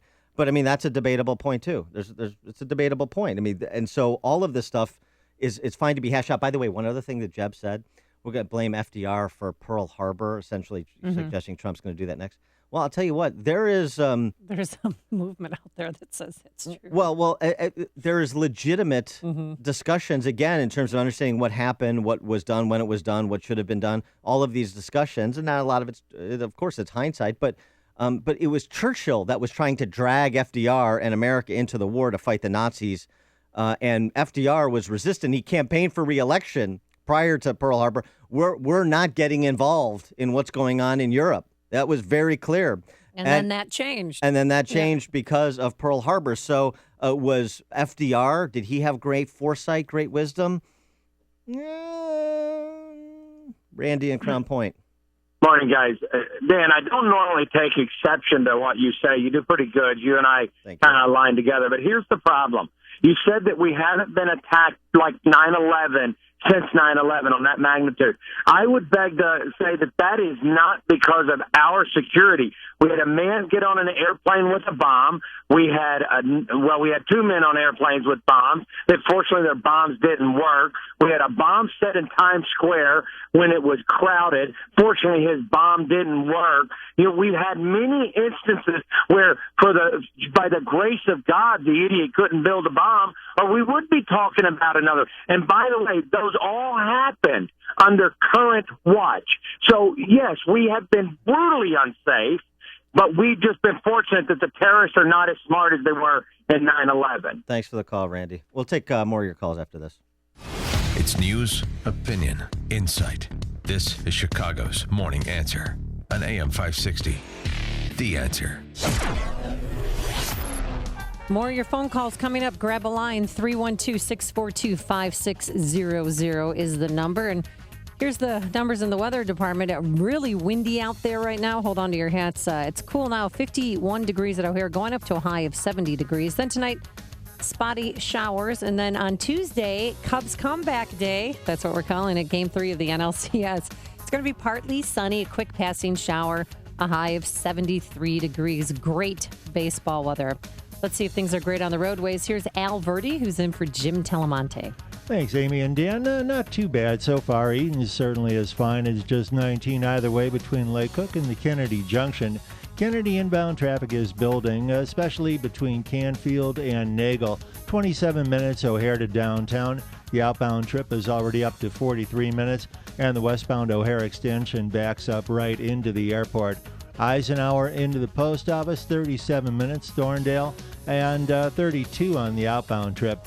Stevenson inbound, 40 to Lakeshore Drive, still no outbound delays. 55 northbound from after Veterans Parkway to 355 is backed up. Dan Ryan inbound, 28 minutes, 95th to downtown, slows from 35th into the merge, into the circle, and outbound Ryan is fine. 57 inbound, 111th to the Ryan is where that backs up, 22 in from 80. And Bishop Ford inbound slows from 115th to the Ryan. Tri-State northbound from 88 to 290 is slow. I'm Al Verdi in the ChicagoRadioDeals.com Traffic Center. So on Friday, I told you about my mother's situation. She's at the hospital in St. Louis University. She just had open heart surgery. She couldn't sleep. She was restless. She was in pain, and I called the owner of MyPillow and said, we need to get her a pillow immediately. They sprang into action. They got her a pillow. Her blood pressure normalized, her heart rate normalized, and she actually fell asleep for the first time since the operation. So thank you so much to the wonderful people at MyPillow. And I want you to know that we still have the buy one, get one free offer, so you can keep one for yourself and give the gift of a great night's sleep. It is so important. MyPillow, American made. It helps with snoring, headaches, neck pain, insomnia, allergies, people who have open heart surgery. MyPillow is washable, and it keeps its shape to give you support where you need it most. That's why it was named the official pillow of the National Sleep Foundation. And for the MyPillow buy one, get one free offer, visit MyPillow.com or call 800-489-0201. Use the promo code Amy. Do it now, 800-489-0201 or online at MyPillow.com. What could you do with an extra $500, $1,000, or even $1,500 per month? How would that change things for you? Would you buy a new car, pay off bills, or just feel a bit more secure about your retirement? What if I told you there may be a way to make your dreams a reality? I'm talking about trading and investing in the market. Now, before you say, oh no, that's not for me, just hear me out. I want to invite you to a free trading and investing class so you can check this out. And right now, if you call in and mention offer Radio 50, Online Trading Academy will comp the class and even send you home with a free $247 home study program. Call right now and reserve your seat while space is still available. Call 888-601-TRADE. Call 888-601-TRADE. Mention offer Radio 50. Call 888-601-TRADE or online at otaclass.com. That's 888-601-8723 or otaclass.com. AM 560, The Answer. Dan and Amy were talking about Trump and Jeb sparring over 9/11, what wasn't done in advance of 9/11 that should have been done, could have been done. Sideshow Donald suggesting that he would have advanced immigration policies that could have prevented 9/11. I don't think the record of Donald Trump's views reflects that statement. But Jeb and Trump are sparring on it. I also think it's kind of silly politics for Trump. I don't think his effort to undermine Jeb ultimately helps his political fortunes, but okay. Well, he hasn't picked on him yet. That's how he gets in the news, when he picks on his opponents. He makes news, and then he doesn't have to pay for campaign commercials. Well, he has picked on Jeb. Remember, I mean, he's the one that essentially, Jeb is, lethargic. He's that's tired, right. low energy, and that became kind of a tag on Jeb for the last couple of few months, and it's a tag that has stuck because it is reflective of what you see Jeb present. And this is one of the reasons why I think Jeb is languishing in the middle of the pack. Nick and Zion, you're on Chicago's Morning Answer. Hey, how you doing? I just wanted to point out, you said that you forgot the Fort Hood shooting. Now, there was successful one under this watch. That's right. Again, and how did they play it off? Workplace violence. That's all I want to say. Thanks. Thanks for the call, Nick. I mean, look, I agree. I mean, I agree with those callers who are suggesting Obama doesn't call terrorism terrorism. He doesn't call terrorists terrorists. No. We paper over the Fort Hood shooting as a prime example. We have been fortunate to, but of course we're going to have to be fortunate to live in a free society and be perfectly safe. That said, it's clear from the record that intelligence, local, state, federal law enforcement, and intelligence working with all of those those entities have prevented a number of attacks, a number of plots. We've had 3 foiled right here in Chicago.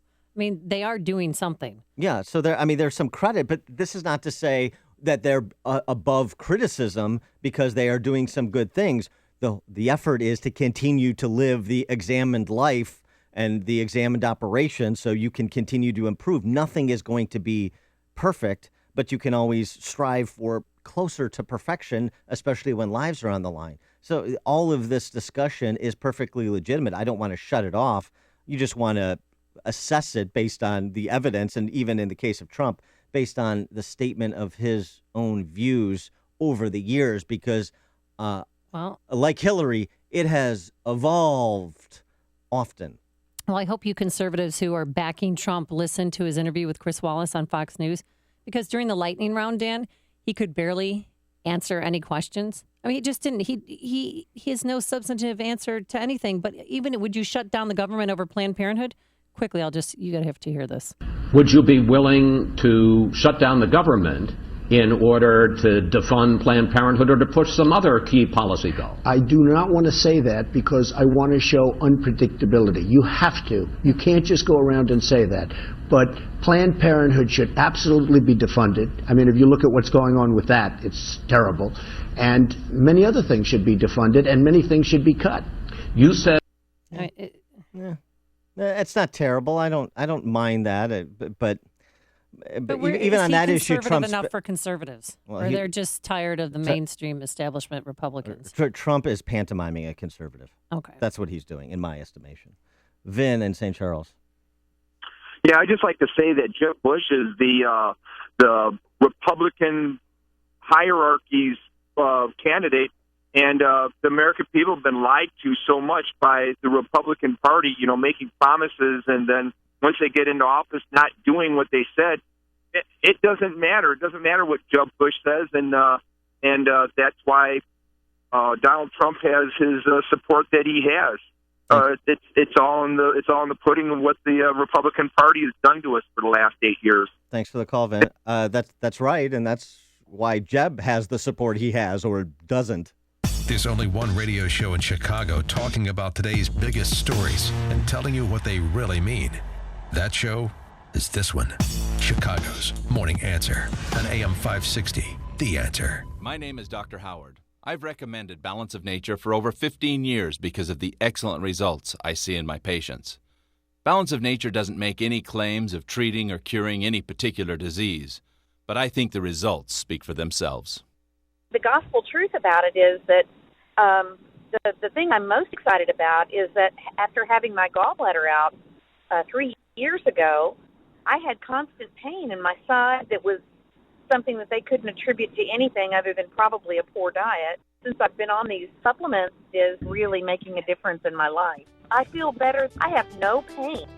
When you can give your body a full variety of 31 different fruits and vegetables in their 100% natural, whole food form, you receive the unmatched balance of nutrition. Call toll-free 800-2468-751. That's 800-2468-751. Or go online to balanceofnature.com and be sure to enter promo code CHICAGO.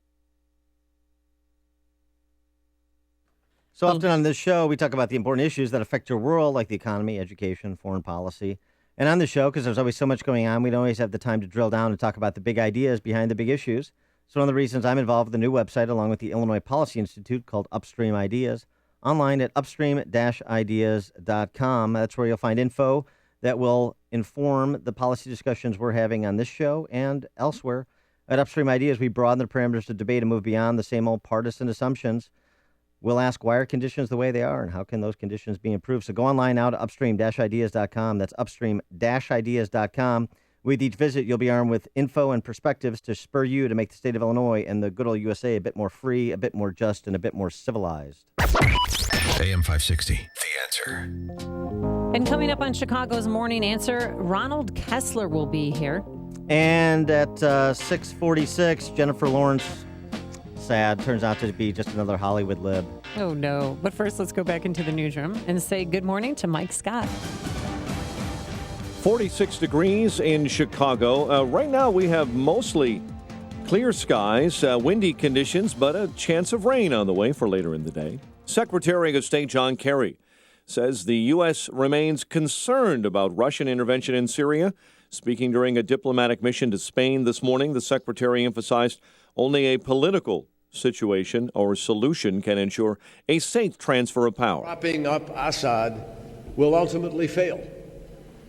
And it will also, unfortunately, lead to more bloodshed. It will lead to more refugees, to more extremism, to more jihadis. Secretary of State Kerry meeting with Israel and Palestinian leaders later this week, seeking to quell a wave of violence that's gripped that region as well. Father, mother, and 3 children dead after their SUV plunges into an Arizona lake. Lieutenant Mike Pooley with Tempe Police says it's what they believe a tragic accident. It breaks my heart, breaks anybody that's going to be listening to this.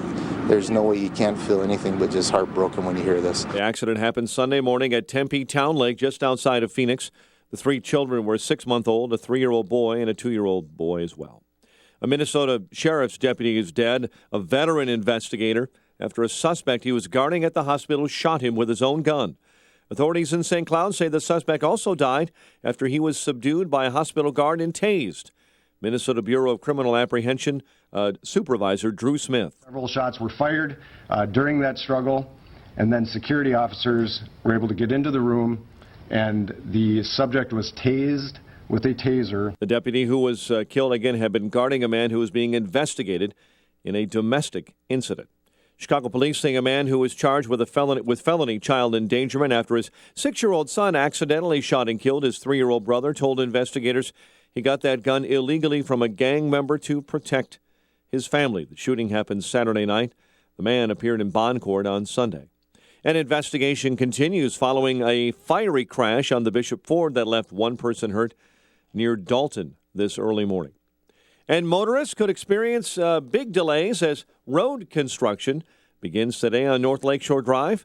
The Chicago Department of Transportation says crews will be resurfacing between Grand and North Avenues for about the next 4 weeks. Chicago sports. Mets over the Cubs 4-1. Rookie Noah Syndergaard outdueling Jake Arrieta. Daniel Murphy homered in the Mets win. NFL. Lions over the Bears 37-34, and it took overtime. The news, a service of RCN Entertainment Redefined. Get award-winning super fast 155 internet and awesome digital TV as low as $55.94 per month. Plus, take TV anywhere with RCN to go. It's awesome-amazing. RCN Entertainment Redefined. 800-RING-RCN, rcn.com. A check of traffic and weather on the way next on AM 560. Dennis Prager always puts tragedy in perspective. I'd like a politician on the left, any Democrat, any activist for more gun laws, to be asked this question. What do you think is more likely to reduce murders by firearm? Not by knives even, but by firearms. More gun laws or more fathers? The Dennis Prager Show. Weekdays at 11, right before Sean Hannity at 2 on AM 560. The Answer. Exergen Temporal Scanner Thermometer is a must-have for all busy parents. With just 1 scan to the forehead, Exergen Temporal Scanner Thermometer takes your child's temperature quickly and accurately. Available at Walgreens. The following is a paid political announcement. I'm Willie Wilson, candidate for President of the United States. As President, I pledge to help small businesses grow. Paid for by Willie Wilson 2016. The secret to how the rich keep getting richer is by passing down their wealth generation to generation. If you do the same thing, you'll be leaving a legacy and be doing one of the most important things possible for the people you love. The ugly truth is if you don't have an estate plan, everything you own, including your house, cars, investments, everything could be tied up in courts for a year or longer. It could cost your estate tens of thousands of dollars in probate and legal fees, even double government government taxation. You can avoid this painful, costly mistake by contacting Tom Fortino of the Alpha Wealth Group. Tom hosts the Alpha Wealth Hour, heard Saturday mornings at 9 here on AM 560 The Answer, and has been a featured expert on Fox Business, Fortune, and Money Magazine. Right now, Alpha Wealth Group is offering you a free estate planning kit if you call 630-873-6326. That's 630-873-6326. Once again, 630-873-6326. I was fed up with the overwhelming liberal bias in public schools, so I decided to homeschool my kids. The problem was finding a curriculum that represented the values I grew up with. Things like faith, family, patriotism, and the truth about our country's history. Then I checked out BJU Press. BJU Press has everything our homeschool needs, and with the right values. Go to bjupresshomeschool.com and see for yourself. You'll feel good about how you homeschool. This hourly segment is brought to you by Papa Nicholas Coffee. Papa Nicholas Coffee, a family tradition since 1897. Listen to AM 560 on your mobile device. Now available on iHeartRadio. Online at iHeartRadio.com. 637 in our Chicago RadioDeals.com traffic center. In for Jim, here's Al Verde. Thanks, Mike. Eden's inbound slows between Toohey and Montrose. 26 in from Lake Cook to the Kennedy Junction. Outbound traffic's moving well. Kennedy inbound 26, O'Hare to downtown. 50 out. It is heavy, really, from Ohio all the way out to the O'Hare extension. And then the O'Hare extension westbound, that's backed up. It's heavy right into O'Hare. Eisenhower inbound 49, Thorndale to the post office. 32 back out. 47 minutes in on the Stevenson. And back out to 355, a 40-minute ride. And Dan Ryan inbound is heavy from the merge to 71st, again from 35th into the circle. 26 minutes in from 95th to downtown. Outbound is fine. 57 inbound slows 111th to the Ryan. Traffic a service of Massage Envy at Massage Envy Spa. They know there's nothing like relaxation. That's why the first-time guest can relax with a customized massage for only $49.99 or facial for only $59.99. Schedule today at Massage Envy Spa. Traffic answers when you need the most. I'm Al Verdi on AM 560 The Answer. Chicago's Morning Answer continues next. Now your official Chicagoland weather forecast from the aircomfort.com Weather Center. Air Comfort, your official HVAC solutions provider. Sunny and windy, high 70. Partly cloudy, maybe a shower overnight. Winds will gradually subside, low 53. 46 at O'Hare with a red flag warning up for the danger of fires today across northern Illinois. Next news coming up at 7. Chicago's Morning Answer with Dan and Amy continues next on AM 560, The Answer. This hourly segment is brought to you by Illinois Rising, hosted by Dan Proft and the Illinois Policy Institute. Sunday afternoons at 3 on AM 560, The Answer. Your money. Find out how to keep more of it and live debt-free. Tonight on The Dave Ramsey Show, starting at 7 on AM 560, The Dan Answer. and Amy, Dan and Amy, so you're going to Game 3, aren't you? Your fancy friends. Yes, I am. Me and my fancy friends, yes. It'd be interesting to see what kind of treatment you get after the picture that I posted on Twitter of you defecting essentially because of Noah Syndergaard and your Swedish heritage. You're putting heritage above Cubby Blue, and I don't think that's going to be received well at Wrigley. No, I don't either. I think you've guaranteed me a tire slashing at the very least, so I'll be sure to park my car somewhere else today. But yeah, thanks. You can see it on Twitter. The price you pay for being a Cubs fan. So on to more serious matters. We're now joined by our friend Ron Kessler. Ron Kessler is a longtime journalist and best-selling author. Has written a number of books. So I think the last count is 20 or so on intelligence, nonfiction books, including his latest book that came out last year, The First Family Detail. Secret Service agents reveal the hidden lives of the presidents. Ronald Kessler, thanks so much for joining us. Appreciate it. Always glad to be with you.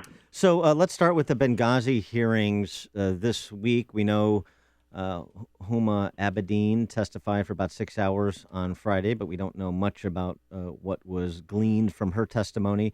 And Hillary to testify this Thursday, and of course that's where all of the attention is being paid, despite, as Trey Gowdy discussed over the weekend, that they've got 70 witnesses on their witness list that most people don't know anything about.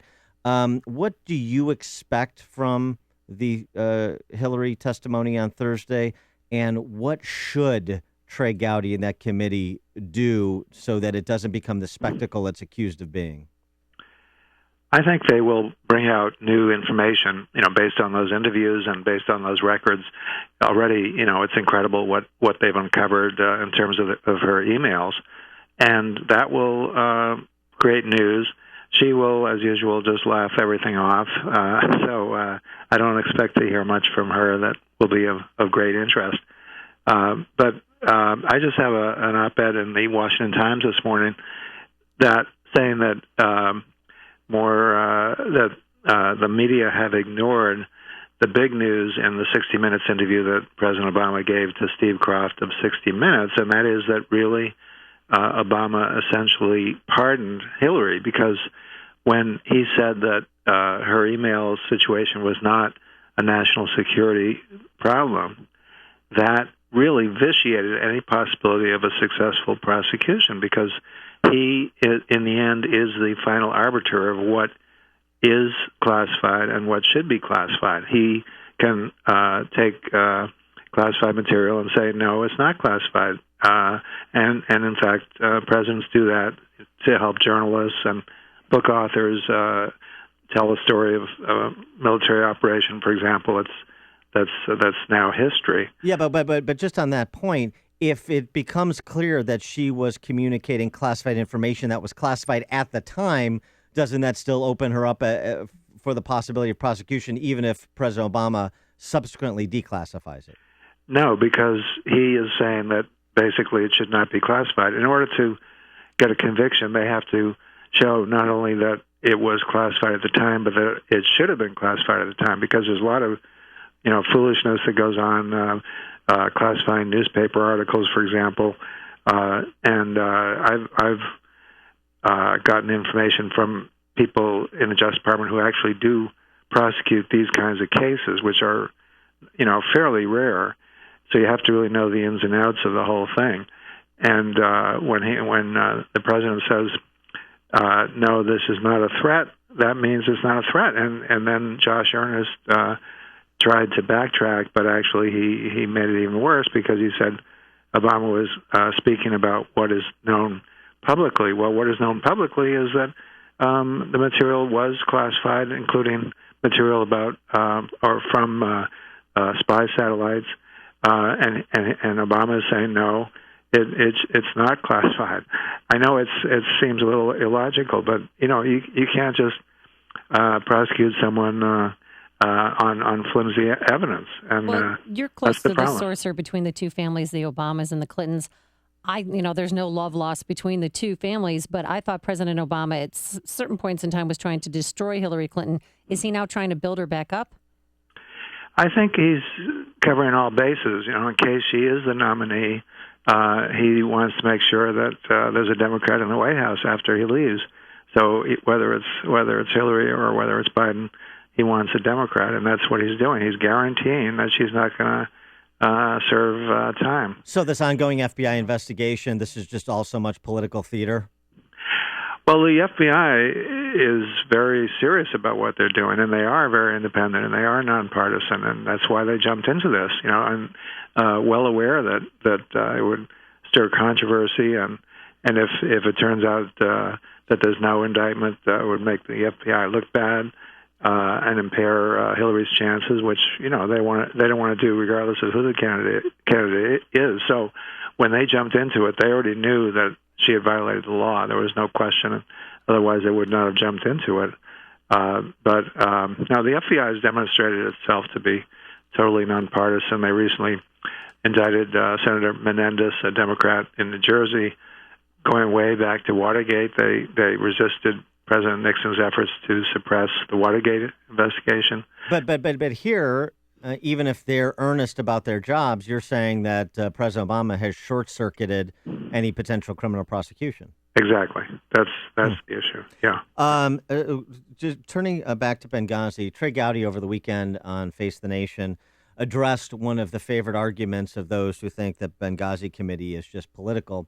there's been 7 committees and they haven't come up with anything. This is all redundant. This is all an attempt to hurt Hillary Clinton politically. And Trey Gowdy, just giving one example to John Dickerson on Face of the Nation, said, yeah, well, it's interesting. Those 7 committees didn't requisition Chris Stevens' emails. And he was a prolific emailer, and he gave a snapshot in time of 1 week where Chris Stevens, back in June, in advance of the September attack, was requesting more security. At the same time, there was correspondence from Sidney Blumenthal and from Jake Sullivan to Chris Stevens about how to message what's happening on the ground in Libya domestically and these sorts of things. Boy, it seems to me that's a pretty good argument that these other committees weren't kind of engaged in the due diligence necessary to really get answers as to what happened and what should be protocols going forward so it doesn't happen again. Sure, and their investigation is the investigation that uncovered the email scandal. Of course, these are political animals. Everything that goes on in the Hill is somewhat political, but that doesn't in any way mean that the investigation cannot proceed in a factual way and an objective way. You can have your cake and eat it too. You can have an outcome that they would like in terms of politics, but at the same time do an objective job, and that seems to be what they're doing. I'm quite sure they are. Quick question for you before we let you get on with your busy day. I'm hearing rumblings that Vice President Biden is not going to announce whether or not he's going to run for president until after Thursday's Benghazi hearing. Is there any truth to that? That certainly seems logical. He doesn't want to. He wants to get a little period where there's no news and where there's nobody else intruding. So I think that makes sense. And in my book, The First Family Detail, I go into the fact that he actually, when he goes up to Wilmington, which he does several times a week, will insist that the military aid with the nuclear football remain at least a mile behind in his motorcade, which is unbelievable, because if we were attacked and a bomb were taken out, we could not respond. We could not retaliate because there would be no time for the military aid with the nuclear football, which unleashes the codes to launch a counterstrike to catch up with Biden. So I think that will be a factor in if he does declare. Well, why does he do that? He wants to be regular Joe. It's politics, it's image. He wants to look like a regular guy when he goes up to Wilmington, so he doesn't want a long motorcade. So instead of having 10 or 15 vehicles, he wants just 2, and the military aid can just stay in the back. He doesn't care. It's the most outrageous, most irresponsible act you can possibly imagine. It opens up the possibility that our country could be totally wiped out because of his irresponsibility. That is journalist and best-selling author Ronald Kessler. As he mentioned, his latest offering is The First Family Detail. Secret Service agents reveal the hidden lives of the presidents. Ron Kessler, thanks so much for joining us. Appreciate it. Thank you. And he joined us on our turnkey Dow Pro answer line. Before you see it on TV, share it on Facebook, or read about it in the paper, hear it here first. This is Chicago's Morning Answer on AM 560. The Answer. Remember that when Jimmy Carter would carry an empty suitcase and the Secret Service would try and take it from him, but he just wanted to look like a regular guy? I've tried to forget Jimmy Carter. Okay. Well, let's not forget this forecast. You got to hold on to your hats. It is windy out there, folks. 51 degrees right now, going up to a high of 70 degrees under mostly sunny skies. Tonight, showers in spots, and the wind will gradually subside, so that's good. And then for tomorrow, Cubs comeback Game 3 of the NLCS. It's going to look like this. It's going to be 73 degrees. We will have a quick passing shower before the game begins. No big deal. And then on Wednesday, cloudy and warm again with a high of 74. Let's get the travel times. Here's Al Verdi, who's in for Jim Telemonte. Thanks, Amy. Dan Eden's inbound 29 minutes. Lake Cook to the Kennedy Junction, just 20 back out to Lake Cook. Kennedy into downtown, a 28-minute ride, almost a full hour back out to O'Hara. It's heavy the whole way from Ohio out, and the westbound O'Hara extension is jammed up as well. Eisenhower inbound 42 minutes, Thorndale to the post office, 40 back out to Thorndale. Stevenson into Lakeshore Drive, 47 minutes, 40 back out to 355. Northbound 55 backs up between Veterans Parkway and 355. Dan Ryan in 95th to downtown, half an hour. And outbound, no big delays there. 57 inbound slows, 119th to the Rhine, 26 minutes in from 80. Bishop Ford inbound slows from 130th. That's a 28-minute trip from 80-94 into the Rhine. Lakeshore Drive, Elgin O'Hare look good. Tri-State northbound jams up between 88 and North Avenue. The westbound 290 exit ramp is filled up. I'm Al Verdi in the ChicagoRadioDeals.com Traffic Center. Now it's time for the Lou Dobbs Financial Report, brought to you by the Mutual Fund Store. I'm Lou Dobbs. Reports on China's economy and corporate developments influencing action on Wall Street today. Crude oil trading near $47 a barrel. Those stories are next. Does your basement or crawl space have a damp, musty smell? Well, watch out. That's a sign of too much moisture and not enough ventilation. And that can mean increased mold growth and the buildup of harmful toxins and gases. Don't bother with a dehumidifier. It just circulates the same unhealthy air. Now there's a better way to remove these dangers and odors. It's with the computerized wave ventilation unit that reduces moisture and expels pollutants. We replaced our old dehumidifier with the wave unit, and in only 3 weeks, our basement is dry and the musty smell is gone. Wave ventilation requires no maintenance, no buckets of water or filters, and costs only pennies a day to run. Breathe better, live healthier with an affordable, no-maintenance wave ventilation unit. For more information, visit mydryhouse.com. That's mydryhouse.com. Or call 888-798-WAVE. That's 888-798-WAVE. Ride the wave. Wave Home Solutions for a healthy, comfortable home.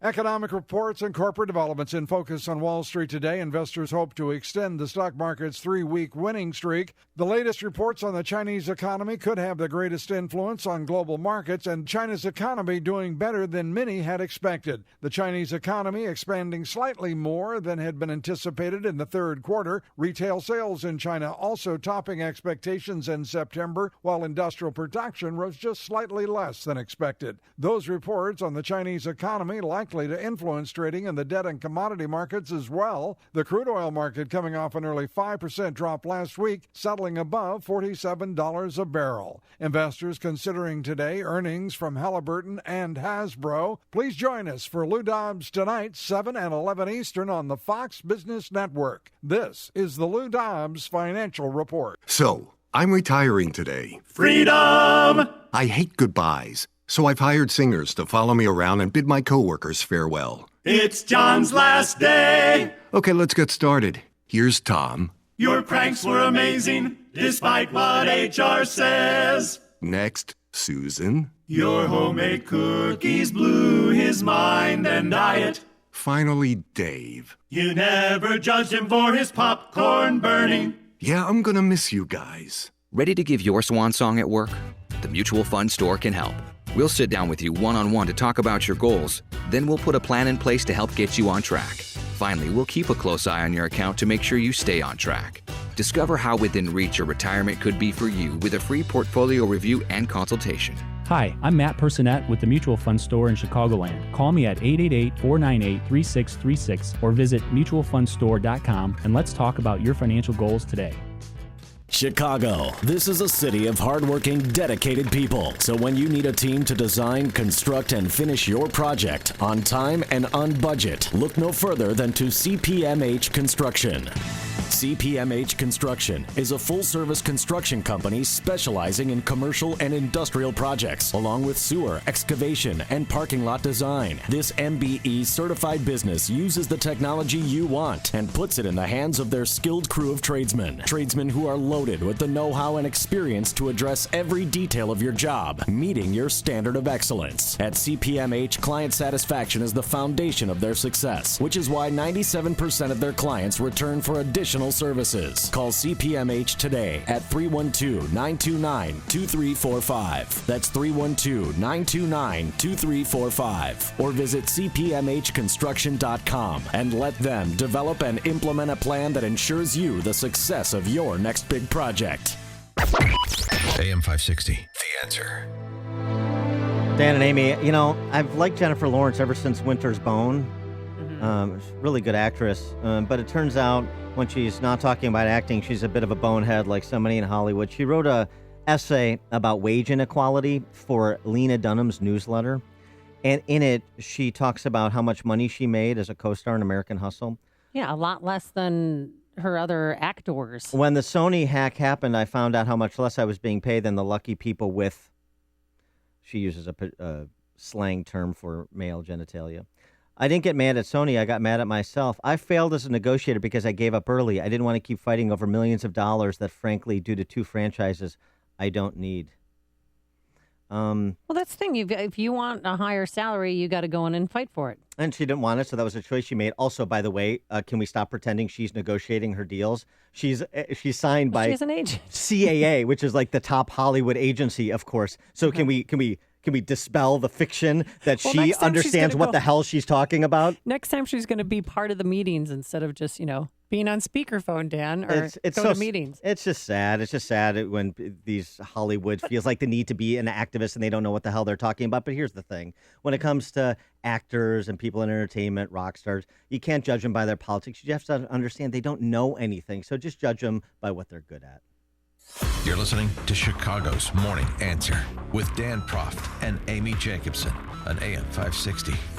The Answer. Founded in 1922, Unico National is the largest Italian-American service and charitable organization in America with over 120 local chapters in 22 states. Its volunteer members support scholarships, cancer research, mental health, Cooley's anemia, and many local causes while celebrating their Italian heritage. Chicagoland Unico chapters invite you to this special free event. Rediscover your Italian heritage. Wednesday, November 4th at Casa Italia in Stone Park. Join your neighbors of Italian heritage for an evening of enjoyment with Italian food tastings, Italian lessons, cultural info, and more. Plus the opportunity to join Unico. This is a free event, but reservations are required. Call 1-800-947-0137 to reserve your spot. 800-947-0137 or visit unico.org. That's UNICO.org. Unico National. Rediscover your Italian heritage. 800-947-0137 or unico.org. That's UNICO.org.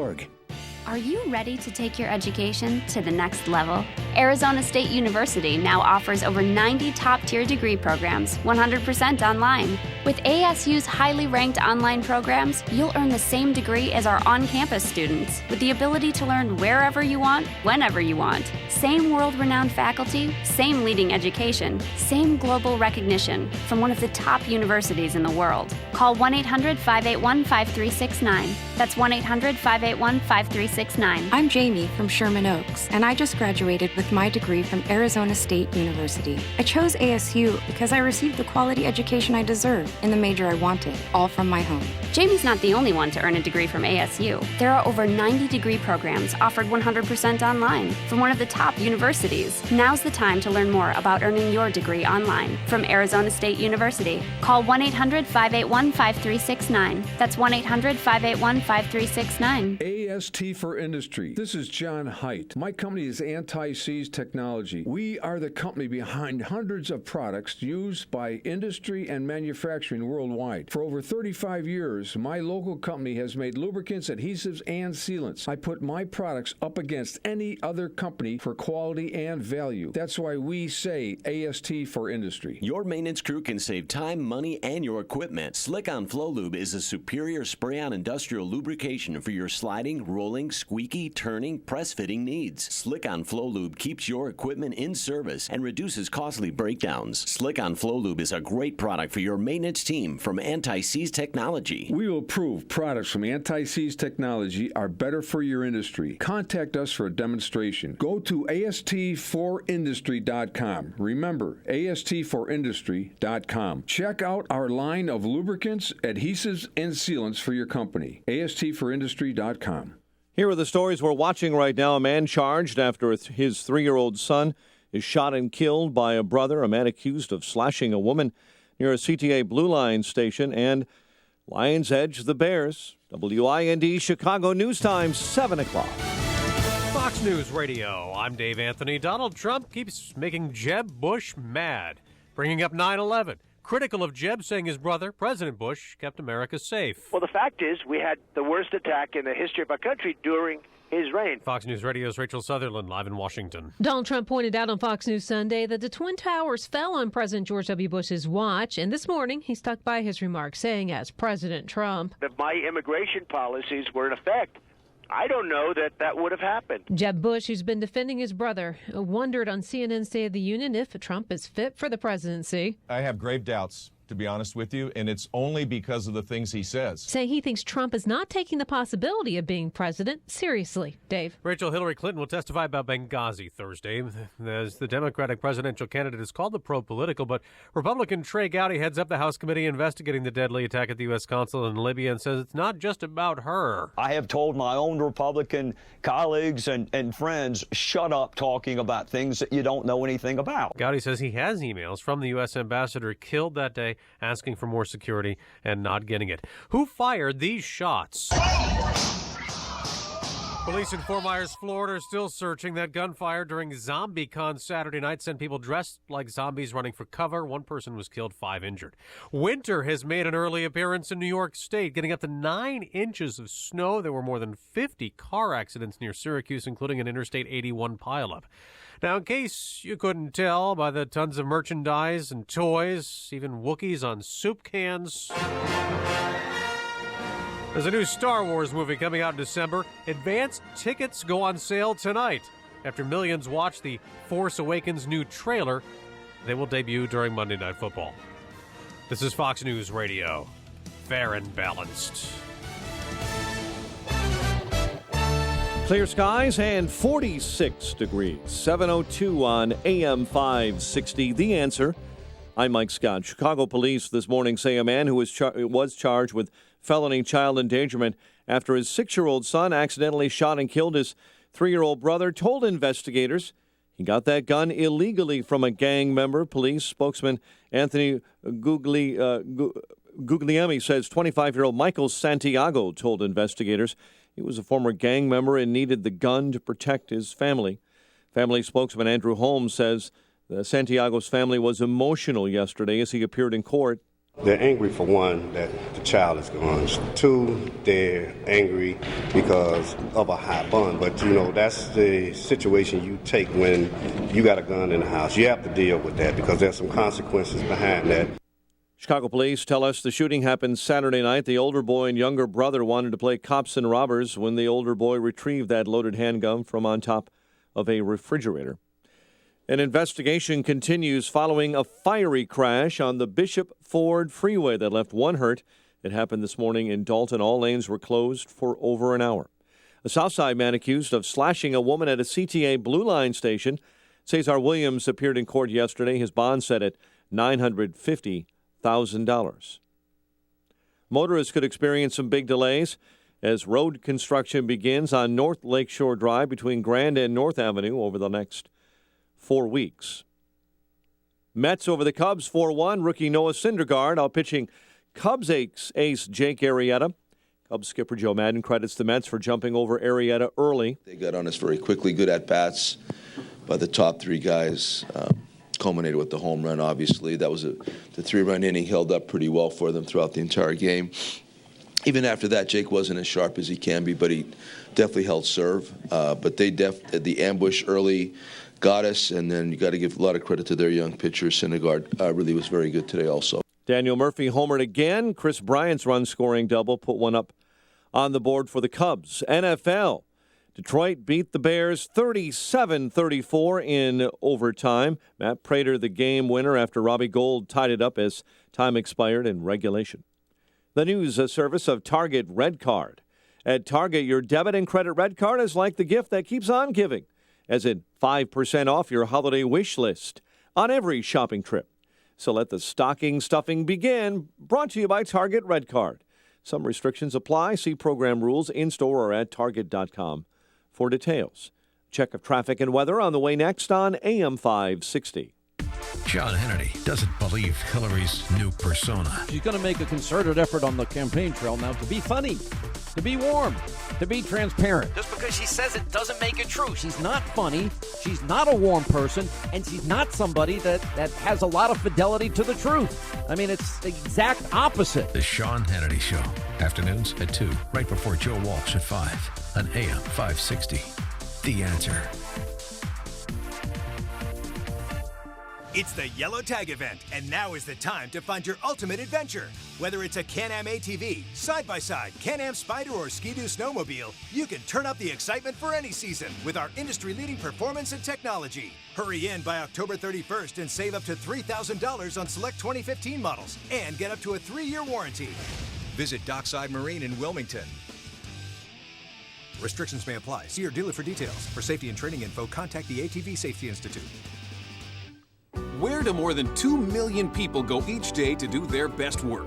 They go to Regis. Regis has beautifully designed tech-powered offices and co-working spaces with full admin support. Let Regis manage the details for you so you can focus on your business. Call Regis at 1-800-OFFICES to get up and running fast, without the hassle. Join the 2 million people who have found a better way to work. And right now, get a free officer meeting room for a day when you call 1-800-OFFICES. Regis, here to help you grow. 7:06 in our ChicagoRadioDeals.com traffic center. Here's Al Verde. Thanks, Mike. On the inbound Edens, a 33-minute trip from Lake Hook into the Kennedy Junction. There it backs up from Dempster into Montrose. Edens outbound only a 20-minute ride. Kennedy inbound is 40 O'Hare to downtown and an hour 3 back out to the airport. Eisenhower 59 Thorndale into the post office, 47 back out to Thorndale. Stevenson inbound 49 to Lakeshore Drive, 47 back out to 355. Heavy especially between Damon and Central where there is an accident. Then the Dan Ryan inbound 31 95th to downtown, no outbound delays. 57 inbound heavy 119th to the Ryan, 26 in from 80. Bishop Ford inbound tight from 130th, 28 minutes in from 8094 into the Ryan. Lakeshore Drive northbound slows up between 18th and Jackson. Tri-State northbound from 95th to 87th is heavy, again from Archer to LaGrange. And northbound from the Stevenson to Hinsdale Oasis traffic backs up. Traffic answers when you need them most. I'm Al Verde on AM 560 The Answer. Chicago's Morning Answer continues next. Your official Chicagoland weather forecast. From the AirComfort.com Weather Center, Air Comfort, your commercial HVAC solution provider. Here's meteorologist Kevin Snyder. A mostly sunny and windy day today with wind gusts up to 35 miles per hour with a high at 70. Partly cloudy skies tonight with a shower in spots. Wind gusts up to 30 miles per hour, low 53. I'm Kevin Snyder on AM 560. The Answer. 46 at O'Hare, 47 along the lakefront. Next news coming up at 7:30. Chicago's Morning Answer with Dan and Amy continues next on AM 560 The Answer. This hourly segment is brought to you by Radio Garden Sense, a show bringing your property's gardening needs alive. Radio Garden Sense, Sunday mornings at 11 on AM 560 The Answer. Good morning. Welcome to your Monday morning briefing. Here's what you need to know to start your day. I'm not blaming anybody, but the World Trade Center came down. So when he said we were safe, that's not safe. We lost 3,000 people. Next week, Mr. Trump is probably going to say that FDR was around when Japan attacked Pearl Harbor. It's what you do after that matters, and that's the sign of leadership. I own one pair of underwear. That's it. Some of these billionaires, they got 3-4 pairs. And I don't have a dryer. I have to put my clothes on the radiator. This is Chicago's Morning Answer with Dan Proft and Amy Jacobson on AM 560. The Answer.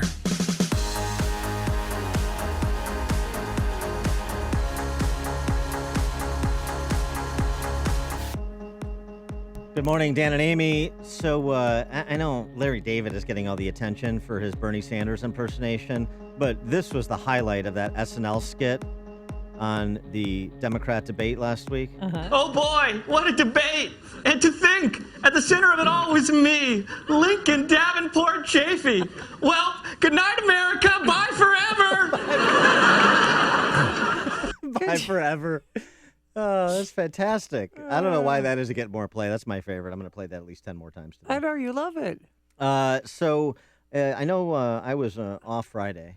Yes, you were. You were at ZombieCon, right? No, a little bit of a golfing excursion. Oh. Yeah.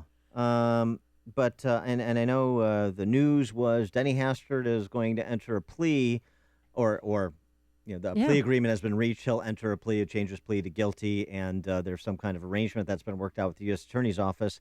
That is all going to be introduced October 28th. Yeah, they're actually submitting the paperwork today, and then he has to appear in court on October 28th to face his sentencing, which can range anywhere from no jail time at all, home confinement, to 10 years in prison. Yeah. How does a plea arrangement with Denny Hastert strike you? 312-642-5600 is the turnkey.pro answer line. 64636DA is the turnkey.pro text line. I don't like it. Oh, it's the easy way out. So we'll never know what he did and to whom he did it. Well, and that's the problem. Well, I agree. I think that's precisely it. John Cass has an excellent piece in the Tribune over the weekend. I'd encourage you to check out Hastert in the Illinois Combine. John's phrase, foreshadowed GOP revolt. And he talks about, maybe this guy who got $1 million before the feds picked up Hastert will show up on some network TV morning show, and we'll learn why Speaker Hastert felt the need to lie to the FBI about the money that he took out. And, of course, there's all kinds of speculation about why that is. But he goes on to talk about, and this is important for the Republican Party in Illinois as well as the Republican caucus in the House, that what the Republican Party model was in the George Ryan, Denny Hastert universe was a foreshadowing to the revolt that we're seeing in the Republican presidential primary now. We give you the reins of power. You say you're going to govern this way, and instead you govern another way. In the case of the Illinois Republican Party with the likes of Hastert and George Ryan and so many before them, the legislative leaders, it was to be the junior partner to the Chicago Democrats, to be the handmaidens for the Chicago Democrats, as John Cass writes. And that's exactly right. That's precisely what happened. It's just why the Republican Party destroyed itself from within and was wandering in the wilderness for a dozen years before the election of Bruce Rauner in November. And, it's been a marginal improvement so far, and there's only so much improvement you can make with supermajorities of Democrats, but the jury's still out. We'll see what deals get cut. It was, a lot of excitement. I remember in '98 when George Ryan was elected, and after the first year, that excitement had dissipated considerably. So, we'll just see. But in the case of Dennis it's an important piece that Cass writes in terms of the foreshadowing. If you want to understand models of how to do things and how to not do things, then you look at Illinois, the Illinois Republican Party up until very recently, and there's still a long, long, long way to go, is the bad example. And Denny Hastert as the House Speaker, to be the handmaiden to the Chicago Democrats here and to big spending George W. Bush in the White House, was the bad example for how to be House Speaker. Paul Ryan and others in the House. Well, Bob Livingston, he replaced him after Livingston had an affair, and he was really candid about, slamming Bill Clinton after the Monica Lewinsky scandal, when he himself was covering up some very dark secrets, and he was paying off. Well, we know of Individual A, we know of Steve Reinball, and we know of one other, but I believe that there's many victims out there, and we're never going to hear what he did to them and why nobody stopped him. And why no, I'm sorry, you can bury your head in the sand, Mrs. Hastert, but she had to have known that something was going on. His kids, one of his sons, you even tried to get, weren't you behind one of his sons' elections? Ethan Hastert. Yeah, he ran for Congress. He lost the primary back in the day to Randy Hultgren. But Ethan Hastert's a nice young man. He was a decent candidate. I think he's still a locally elected official. He's a lawyer downtown. So I'm not, I don't want to indict the family. I'm focused just on Denny Hastert, and what this is about. And here's something, and this is going to go off script a little bit because I'm not one for conspiracy theories. But Sybil Edmonds is a former FBI translator. She's also the founder of a network of national security whistleblowers. I've spoken with her before in a previous show that I did. She wrote an important book that I would encourage people to read called Classified Woman. And Sybil Edmonds says, and this was in a blog called the Cobert Report. In 2002, a special agent in charge of the Washington field office of the FBI blew the whistle on an illegal surveillance program being conducted out of the Bureau's Washington headquarters. According to the unclassified version of this complaint obtained by the National Security Whistleblowers Coalition, this is Sybil Edmonds' group, Graham alleged violations of FISA in conducting electronic surveillance as a subterfuge to acquire evidence of criminal activity. What is alleged was in the mid-'90s, during the Clinton scandal, Paula Jones and Monica Lewinsky and all that. Mm-hmm. Clinton and his top White House team put together a political retaliation plan meant to retaliate against and then neutralize the Republican Party and key elected Republican officials. The main objective of the plan, this is Sybil Edmonds writing, collect major dirt on key Republican officials, use the information to blackmail those Republicans as a means to prevent impeachment, strategically release the cases of those who did not back down by blackmail if the impeachment process were to proceed. And while Larry Flynt was taking credit for what occurred with Livingston, you mentioned, right. It was actually, according to Edmonds, audio tape of that came directly from the FBI's counterintelligence unit that identified not just Livingston, but also Henry Hyde, Helen Chenoweth, and Dan Burton, adulterous relationships they all had, which were all outed in the run-up to the impeachment, with Dan Burton admitting that he had fathered a child out of wedlock. Okay, now, so that's just a little backstory. Now to Denny Hastert. So Livingston replaced by a speaker by Denny Hastert. Vanity Fair in 25 drew on FBI insiders, FEC filings, and sworn testimony and other documents to report on some of the information that the FBI had dug up on Hastert as part of this program. This included FBI wiretaps capturing Turkish agents boasting of tens of thousands of dollars in payments they had used to assure Hastert's flip-flop on the U.S. Congress's Armenian genocide resolution. Now, this is denied by Hastert's spokesman. Okay, fine. Shortly after leaving the House in 2007, Hastert, of course, registered as a foreign agent, lobbying on the Hill for the Turkish government and other clients. But it went much deeper than this, according to Edmonds. Information on Hastert's nefarious and illegal sexual activities between 1996 and 2010 is far more explosive than the activities exposed in the recent so-called revelations. Hastert's sexual activities were videotaped and thoroughly recorded not only by 2 U.S. government agencies, but also by a foreign network, a criminal foreign network headquartered in Chicago. Between 1996 and 2002, Hastert engaged in illegal fundraising activities in Illinois. Those activities included receiving and laundering foreign source cash, some of that drug money. Several other high-level elected officials were also involved in these illegal activities. And this goes on to suggest that they have had information about Denny Hastert for a long time as part of a program, a counterintelligence program that was launched under Clinton for political retaliation purposes. Now, I know this sounds like black helicopters, but Sybil Edmonds is a pretty credible source in my estimation, which is why I'm recounting what she's suggesting about this counterintelligence agency, a counterintelligence unit, I should say, that was organized and put to work in the FBI. These are all questions that are going to be asked and should be asked until we get answers. But we may never have answers because he entered a plea deal. And that's what stinks about the system. I mean, I know he's saving us tax money, there's no lengthy trial, but this is a case where I want there to be a trial. This is the morning show more Chicago radio listeners are choosing. This is Chicago's Morning Answer on AM 560. The Answer.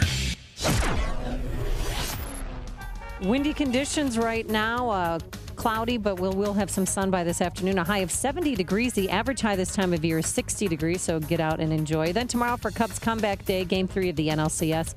We're going to have mostly sunny skies, a passing shower, breezy, warm, a high of 73 degrees. Let's get the travel times. Here's Al Berti in for Jim Telemonte. Thanks, Amy. Dan Eden is inbound, a 32-minute ride from Lake Cook to the Kennedy Junction, 26 back out to Lake Cook. Kennedy into downtown, 41 minutes, 47 back out to the airport.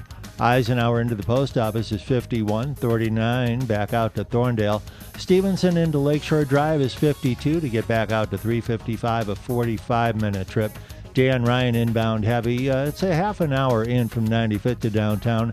Slows from the merge into 71st, again from 35th into the circle. Outbound is fine.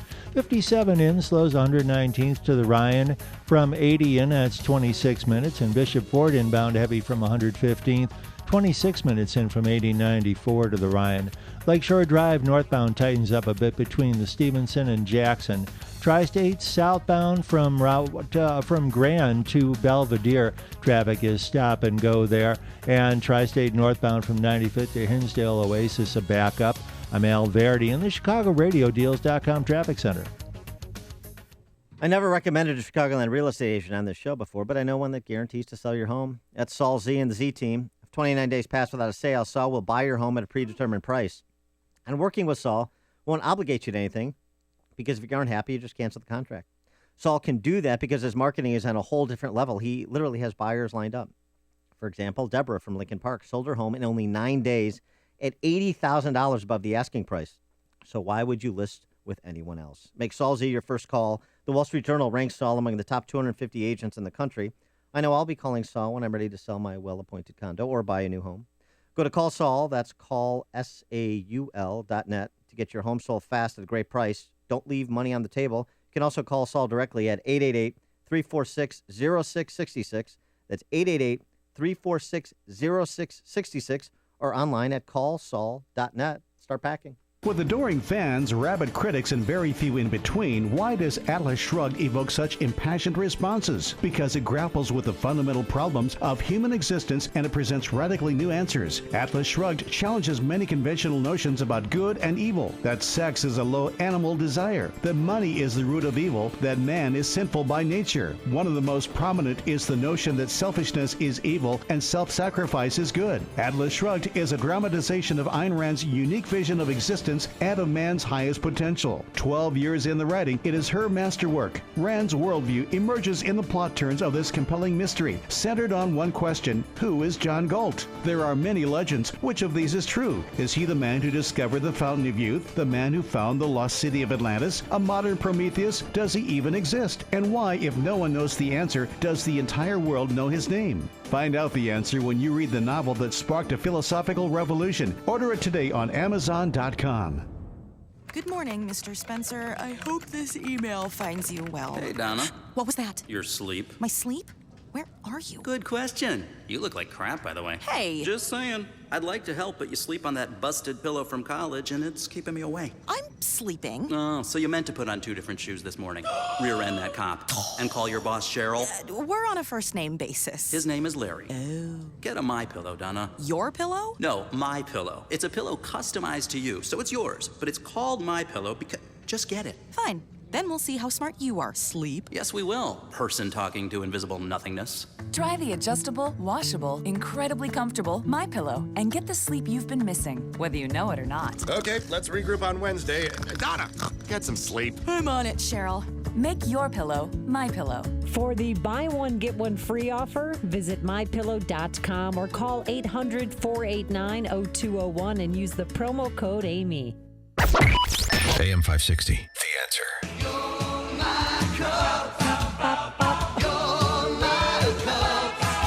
You don't know the song? No. It's good. Listen, you can give it a try. I've got a copy. You can listen to it in your car ride home today. Yeah, not So Wrigleyville is the home of bad baseball and bad music. We stop it. So, Jake Arrieta roughed up early. Cubs dropped their second straight to the Mets. Yada, yada. Those are the headlines we're being smacked with in the face this morning. Speaking of yada, yada, Keith and Hernandez threw out the first pitch in Game 1, and you can't help but think of the great Seinfeld episode, the spitting incident, the magic. Uh-huh. Yeah. But there's still hope, Dan. We have a 3-game homestand coming up. Mm-hmm. It's all going to be good. And warmer weather means hotter bats, and it's all going to be good, and the Cubs are going to win. Okay. That sounds like confidence speaking. It does, doesn't it? For a little bit deeper dig than that, we're now joined by Evan Altman. He's the lead writer and editor for Cubs Insider. Evan, thanks for joining us. Hey, no problem. Thanks for having me on. I think that song, though, might have been a little bit worse than what we just watched last night with the game. I'll tell you, right. And that is a high bar in terms of worse. So should we, now that Lester and Arrieta have lost, is it basically time to, kind of start organizing the locker room, packing up, clearing sales on the memorabilia and whatnot? Problem for the Cubs. Yeah, I mean, it's tough to say, now that it's a 7-game series, it's really hard after 2 games to say, we're done now. But at the same time, you just watched your number 1 and number 2 both drop games. Obviously there's more to it than just the 2 pitchers, but I think from a confidence perspective, it's a little bit difficult to go in against a team that's hit your top 2 guys when you're going with Kyle Hendricks and who knows exactly what they'll do for Game 4 and how that'll work. But, they've got themselves quite a hole. So I don't think it's time to pack up yet, but No. you might want to have your eye on the exit door. Well, how much do you think weather played a factor in this? I mean, it was 34 degrees, and you factor in the wind chills in the upper 20s. Yeah, I mean, I think that was maybe a little bit of it. These guys have all got their ski masks on, and I think they were maybe a little bit taken aback by that. But I think what we saw, game one, the Cubs were hitting the ball really hard. They were finding gloves, or a ball would hit Matt Harvey on the arm and just fall, and he'd still get the out. And so they were actually hitting better than the Mets, relatively speaking. And I think that kind of hurt the confidence. You saw them; they looked really flat last night. They just didn't seem like it was that same team that we talked about before the series that had been fun to watch. Some of that spark looked like it was gone, and so hopefully that gets reignited back at Wrigley. But I don't know, something just looks different about them. That's my in-depth statistical analysis right there. Yeah, well, I mean, Daniel Murphy, was he playing in the same stadium as the Cubs? Was the same weather conditions for the Mets? I think so. But your point about I think where you're going, kind of the power outage for the Cubs too. I mean, it's one thing, Lester and Arrieta, and they, Arrieta had one bad inning, but the bats just aren't there, particularly in the meat of the lineup.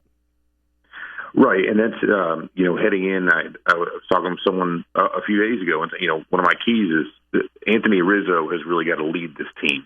He's been largely absent for the first several games of the playoffs, and despite having a home run there, pretty critical one against the Cardinals in the last game there, but he hasn't looked like himself, and there comes a point at which you can't rely on these rookies anymore. You've got to have these veterans coming out and leading the way and showing how it's done. And, when those guys kind of fall flat, that example does get set. And I think it's difficult to follow that for those younger guys once you get farther in. And he just, again, really hasn't had that for whatever reason. Just hasn't seemed that he's gotten that game that he can really get off and kind of show them, hey, here's how it's done, follow me. But if you look at the stats, I mean, during the regular season, we took all 7 games from the Mets. Is this a different team? Were there injuries, or why did we lose? Yeah, I mean, it is very much a different team. David Wright wasn't playing at the time. They didn't have Yoenis Cespedes at the time. Murphy wasn't playing like a guy who's looking for a giant contract after the season and just hitting everything out of the park. So the Mets, if you look across the border, at the time the Cubs played them, were a really poor offensive team, and now in the second half of the season, they've been the best offensive team in the National League. So it's night and day. Is it fair to say that now that we've seen a good young team that's better than the Cubs will never win a World Series? Is that a fair statement? Oh, stop it. You know what? Yeah, sure. Let's sort of, I'm going to say yes, because we're going to reverse the jinx. Yes, absolutely. They will never win, and then we'll, my karmic influence will change things. Isn't the only way to really reverse the drinks? Drinks. Well, that's what when I think of Wrigley Field, I think of drinks. I don't think of baseball. To reverse the jinx, to have Steve Bartman either sing the national anthem or throw the first pitch or come out in relief, do something with Bartman. Oh my gosh! No. I sure hope not. Most of the team, they were in middle school, Dan, in 2003 during the Bartman Ball era because the team is so young. So they're like, Bartman, who's this Bartman really? Yeah, they guy? don't know who Bartman is. They have no idea. Okay. He gave up 8 runs in the 8th inning. I mean, what could go wrong? All these kids that play for the Cubs have no idea about the Cubs' history. Got it. Okay. So your prediction, Evan Altman, Mets sweep? I think the Cubs are going to find a way to get 2 out of 3. Although I think it's going to be the sandwich games. So, but I don't see them overcoming the Mets in that rotation at this point. All right, Evan Altman, lead writer and editor for Cubs Insider, calling it Mets in 6. You heard it here first. Thanks for joining us, Evan. We appreciate it. No problem, Danny. Have a good one. And he joined us on our turnkey.pro answer line. The stories you need to know to start your day. This is Chicago's Morning Answer on AM 560. The Answer. I'm Lex, CEO of Balance of Nature. At Balance of Nature, we believe in real communication. Whether you call into the office or hear a success story on the radio, you can be sure it's real, unsolicited, and unscripted conversation. They're just awesome. I keep telling people because they keep asking me, what am I doing? I told them what I did with my cholesterol. I had the blood test, right? And it went down 100 points. 262, now it's 162. And then my bad cholesterol was 62, now it's 52. So, and then with my blood work, the doctor said, I don't know what you're doing, but everything is just perfect. When you can give your body a full variety of 31 different fruits and vegetables in their 100% natural, whole food form, you receive the unmatched balance of nutrition. Call toll-free 800-2468-751. That's 800-2468-751. Or go online to balanceofnature.com and be sure to enter promo code CHICAGO. AM 560, The Answer. All right, so my prediction is Cubs in 7 games. We're going to take 2 or 3 here and then win 2 straight in New York. Yeah, that's cute. Coming up at 7:47, Captain America has a new foe. We'll tell you who that foe is. But first, let's go back into the newsroom to a man who's always optimistic. Here's Mike Scott. Yeah, about my Lions. Really optimistic. Oh, you have to bring that up too, huh? Yeah, sorry, had to pick that scab. Sunny skies, 46 degrees as we head towards our morning rush to work. Winter arriving in parts of New York State. That's gumming up the works there. Up to 9 inches of snow fell in parts of central New York near Syracuse. 50 accidents. Pre-dawn crashes on Interstate 81. That snow came from Michigan, where left behind up to 5 inches of snow across the Mitten State. Republican presidential candidate Donald Trump not letting up on Jeb Bush and his brother George W. when it comes to the attacks on 9/11. Jeb, during the debate, said, my brother kept us safe. And I said to myself, I didn't want to embarrass him that night, but I said to myself, well, wait a minute, he kept us safe. We lost the World Trade Center on September 11th. Republican presidential candidate Jeb Bush says his fellow candidate Trump does not think the responsibilities of president are at all important. It doesn't show that he's a serious person as it relates to being commander-in-chief and being the architect of a foreign policy. Bush saying he's proud of his brother and his presidency, and no one blames him for not preventing those terror attacks. Secretary of State John Kerry says the U.S., Israel, and Jordan are all opposed to a French proposal for an international presence at the Jerusalem Holy Site at the center of the escalating Israeli-Palestinian tension. Slovenia's Interior Ministry lashing out at Croatia for transporting large groups of migrants across the former Yugoslavia to their border, saying it's unacceptable. 1,800 spent the night in rain and cold at a border after Croatia sent a train there in spite of Slovenia's refusal to let them in their country. Investigators in Tempe, Arizona, trying to figure out what caused an SUV to roll into a lake yesterday afternoon, killing 5 members of a family. Lieutenant Mike Pooley is with Tempe Police. These are 3 little kids, completely innocent, had no way to save themselves. Crash happened in Tempe Town Lake. Killed were Glenn and Danica Baxter and their children. Chicago police say a man who was charged with felony child endangerment after his 6-year-old son accidentally shot and killed his 3-year-old brother told investigators he got that gun illegally from a gang member and he needed that gun to protect his family. A furnace is being blamed for possibly causing a carbon monoxide leak that left a group of people sick in Villa Park. 11 were hospitalized, treated, and released. Mets over the Cubs in the NLCS, 4-1. NFL, Lions over the Bears in OT, 37-34. The news service of the Foundation for a Better Life. Many rose up with violence. He sat down for peace. Mahatma Gandhi reached out with the strength cultivated within his soul. Pass it on from the Foundation for a Better Life at values.com. A check of traffic and weather on the way next on AM 560. We are raising a country of sissies. The Joe Walsh Show. It's scary because these kids are going to be adults one day. Every single day, we move away from freedom and individual responsibility. And every single day we do that, we move closer to a country full of only government dependency. The Joe Walsh Show. Weeknights starting at 5. Right after Sean Hannity at 2 on AM 560. The Answer. Create a new family tradition during Panama City Beach's first beach home for the holidays, November 27th and 28th, featuring Christmas concerts, a tree lighting, and more. Play now at visitpanamacitybeach.com/holidays. The following is a paid political announcement. I'm Willie Wilson, candidate for President of the United States. As President, I will make economic empowerment a priority.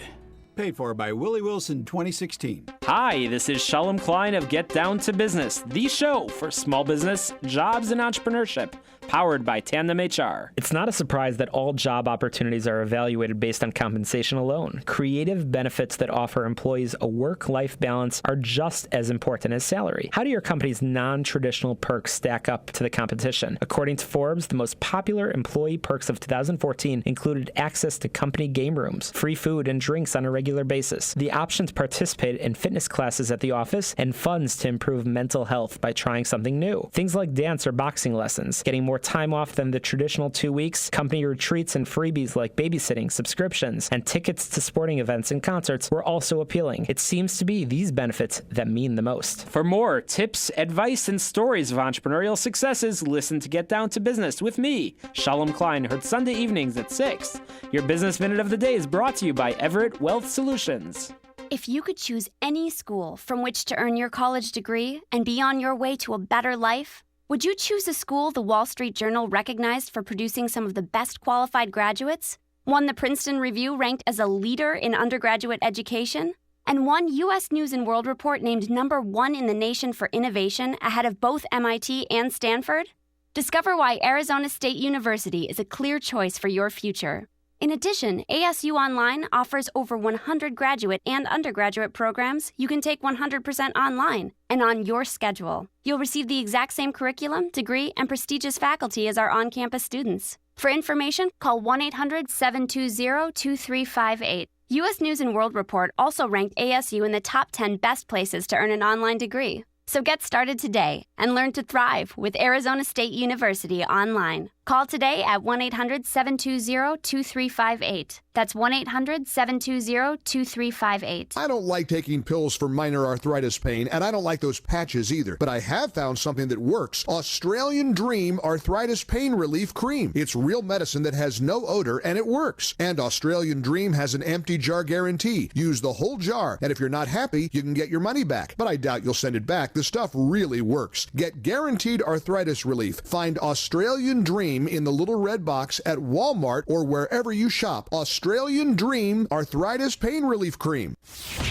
This hourly segment is brought to you by Papa Nicholas Coffee. Papa Nicholas. Best beans, best roast, best coffee. Listen to AM 560 on your mobile device. Now available on iHeartRadio. Online at iHeartRadio.com.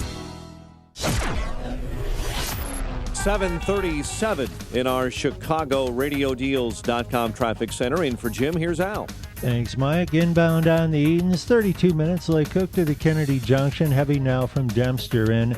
Back out is tight from Montrose to Toohey. 26 out to Lake Cook. Kennedy into downtown, a 48-minute trip. And 27 in from Montrose. Express lanes will save you about 4 minutes. 43 back out to the airport. Eisenhower, 53 into the post office, 55 out to Thorndale. Stevenson into Lakeshore Drive, 52 minutes, 49 back out to 355. Dan Ryan inbound heavy from the merge to 71st, again from 35th into the circle. 26 minutes in from 95th to downtown, outbound no delays. 57 in, tightens up from 119th to the Ryan. Traffic's a service of Massage Envy at Massage Envy Spa. They know there's nothing like relaxation. That's why their first-time guests can relax with a customized massage for only $49.99 or facial for only $59.99. Schedule today at Massage Envy Spa. Traffic answers when you need them most. I'm Al Verity on AM 560, The Answer. Chicago's Morning Answer continues next. Your official Chicagoland weather forecast from the AirComfort.com Weather Center. Air Comfort, your commercial HVAC solution provider. Sunny and windy today, a high near 70. 45 at O'Hare. Next news coming up at 8. Chicago's Morning Answer continues next on AM 560, The Answer. This hourly segment is brought to you by the Alpha Wealth Group, bringing the trilogy of estate, tax, and investment planning together. Visit alphawealthgroup.com for a free report.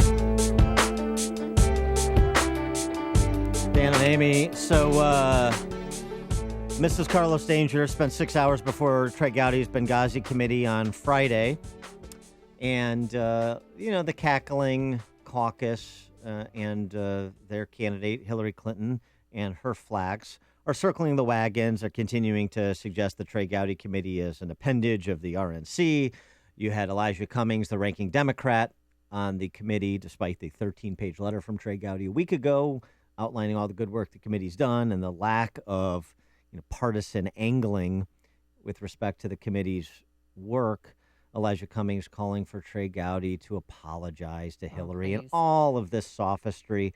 Well, Trey Gowdy took to Face the Nation over the weekend, but so did other members of his 7-member committee, other Republicans, including Congressman Pompeo, who was on with Andrea Mitchell. Yeah, and he questioned her about other people, other witnesses who have testified, including Hillary Clinton's go-to guy, Sid Blumenthal. I mean, who knew about Sid? Let's just say, if the reason for existence is to find out, did Hillary Clinton make a grievous error in not following up security complaints? How could she tell the various investigating committees that was below her, that it never reached her level? That could be a legitimate reason, but why then do you call Sid Blumenthal and Huma Abedin and all of these other personal aides and non-aides? Why have you focused so much on emails and not on the central question of why was the security failure at that consulate? And, the Democrats are maintaining, and Andrea Mitchell, that, look, they haven't called Samantha Powers. They haven't called General Petraeus. They haven't called Leon Panetta, that this Benghazi committee is simply just a witch hunt. I mean, the other person who was on, Congressman Adam Schiff, the Democrat from California, Dan, he said, apart from damaging Hillary Clinton, there's no reason for this committee to exist. Mm-hmm. Well, let's hear Congressman's response to Andrea Mitchell. This is great. Well, we have focused on the central failure. We have focused on the security issues, and we will continue. You'll see lots of questions about that on Thursday. But let me speak to Mr. Blumenthal. It goes directly to this security issue. We see now that former Secretary Clinton relied on Mr. Blumenthal for most of her intelligence. That is, she was relying that is on factually not no, correct. it is absolutely relied factually on correct. Mr. Blumenthal for most of her intelligence. Ms. Mitchell, take a look at the email trails, and you will see. I cover the State Department. That is just factually not correct. We just have a factual disagreement. disagreement. This is Alex, quickly. Yeah, jump in. The problem? I think Andrea Mitchell, I think Mrs. Greenspan does a nice job of flacking for Mrs. Clinton and Mrs. Carlos Danger.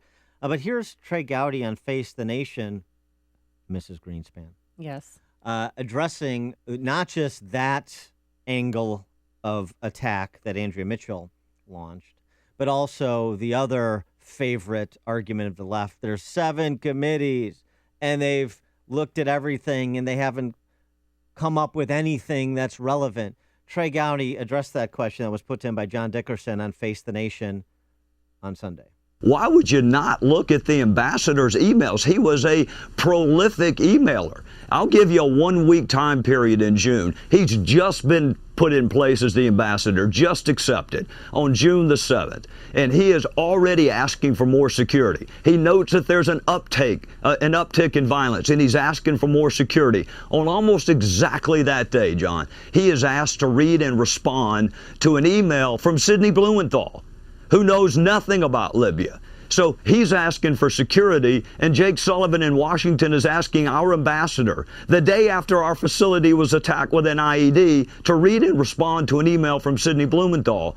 Our ambassador has also asked for public messaging advice on the violence in Libya. Victoria Nuland emails him and says, we need help with your public messaging advice. He needed help with security, John. He didn't need help with PR. And he was asking for more security. And on one occasion, he even joked in an email, maybe we should ask another government to pay for our security upgrades because our government isn't willing to do it. And so you want to know what happened in Libya, you got to look at his email. How about that? Wow. So none of those other 7 committees obtained Ambassador Stevens' emails. You think those are relevant, Mrs. Greenspan? Did you hear what Trey Gowdy said? Did you hear the names he mentioned? Sid Blumenthal, State Department spokesman Jake Sullivan, other staffers talking about the communications to Ambassador Stevens. Is he relevant, Mrs. Greenspan? No, Ambassador Stevens talking about instead of responding to his request for more security as soon as he hit the ground in Libya, They're asking him for spin control advice on how to message the situation in Libya domestically. That's just a 1 week snapshot of the correspondence from obtaining and reviewing Ambassador Stevens' emails. In addition to that, Mrs. Greenspan, Trey Gowdy talked about 70 witnesses they're calling. 70 witnesses. We don't know what Cheryl Mills testified to, her former chief of staff, Hillary's, what Mrs. Carlos Danger testified to on Friday, and dozens of other witnesses. Yeah, Sidney Blumenthal testified last June. Right, and we're going to, but Hillary and her flacks in the media, like Andrea Mitchell, are just going to declare this so much partisan noise. Yeah, Hardly. It's just a partisan issue in their mind. This is just a witch hunt, and they said so on Meet the Press repeatedly, over and over again, to the point of nauseum. And here's what Trey Gowdy said about those within his own party. It's not just limited to the Democrats playing partisan politics. No, that is not what Thursday is about. Thursday is about the 3 tranches of Benghazi, what happened before, during, and after. And frankly, in Secretary Clinton's defense, she's going to have a lot more information about the before than she is the during and the after. So I get that there's a presidential campaign going on. I have told my own Republican colleagues and friends, shut up talking about things that you don't know anything about. And unless you're on the committee, you have no idea what we've done, why we've done it, and what new facts we have found. We have found new facts, John, that have absolutely nothing to do with her. Right. So the committee will be and should be judged, and it will be judged on the work product it presents at the conclusion of these hearings, and then everybody can make their assessment. But to preordain this without any evidence to support those preordinations is irresponsible, to Gowdy's point, and he's not limiting it to Democrats. So what is the problem with anything that Gowdy said, and how does that square with that these edicts that we get issued, that are issued, I should say, from Andrea Mitchell and other Hillary apologists in the Washington press corps? You've made the switch, and it feels so good. You've switched to Chicago's Morning Answer on AM 560. The Answer. Coming up, Captain America's new enemy. But first, here's your forecast. Today, it's going to be sunny out there, windy, unseasonably warm for this time of year, a high of 70 degrees. Tonight, there's a chance of a passing shower, and the wind will be subsiding. And then on Tuesday for Game 3, the Cubs come back. It's going to be partly sunny, a passing shower, breezy, warm, perfect baseball weather, a high of 73. Travel times, here's Al Verde. Thanks, Amy. Dan Eden's inbound half an hour. Lake Cook to the Kennedy Junction. It backs up from Pratt. Outbound slows from Montrose to Toohey. That's a 29-minute trip out to Lake Cook. Kennedy inbound 48 minutes, 27 in from Montrose. Express will save you about 4 minutes, 42 back out to the airport. Eisenhower into the post office, 57 minutes, 36 in from Mannheim. 55 back out to Thorndale. Stevenson is 52-minute trip into Lakeshore Drive, 44 back out to 355. Dan Ryan in slows from the Merge to 71st, again from 35th into the Circle, 26 in from 95th. 57 inbound tight, 119th to the Ryan, 26 in from 80. Bishop Ford inbound, 115th to the Ryan. That's where the backup is there. That's about 26 minutes in from 80-94. Lakeshore Drive northbound between the Stevenson and Jackson is backed up. Elgin O'Hare now eastbound between Irving Park and Rollway. Look for some slowdowns.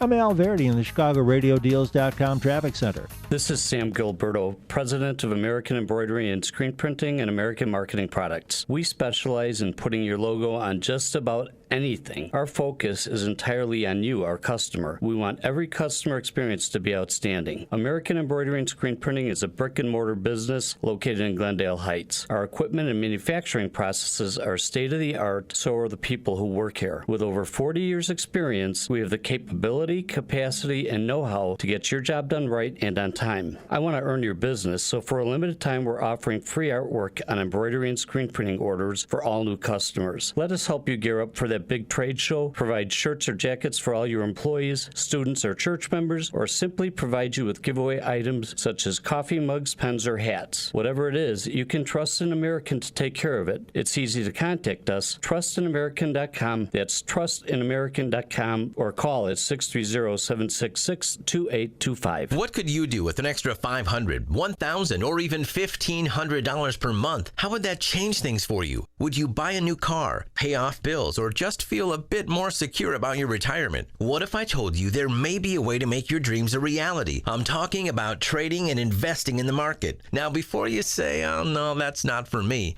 just hear me out. I want to invite you to a free trading and investing class so you can check this out. And right now, if you call in and mention Offer Radio 50, Online Trading Academy will comp the class and even send you home with a free $247 home study program. Call right now and reserve your seat while space is still available. Call 888-601-TRADE. Call 888-601-TRADE. Mention Offer Radio 50. Call 888-601-TRADE or online at otaclass.com. That's 888-601-8723 or otaclass.com. Are you suffering with hearing loss?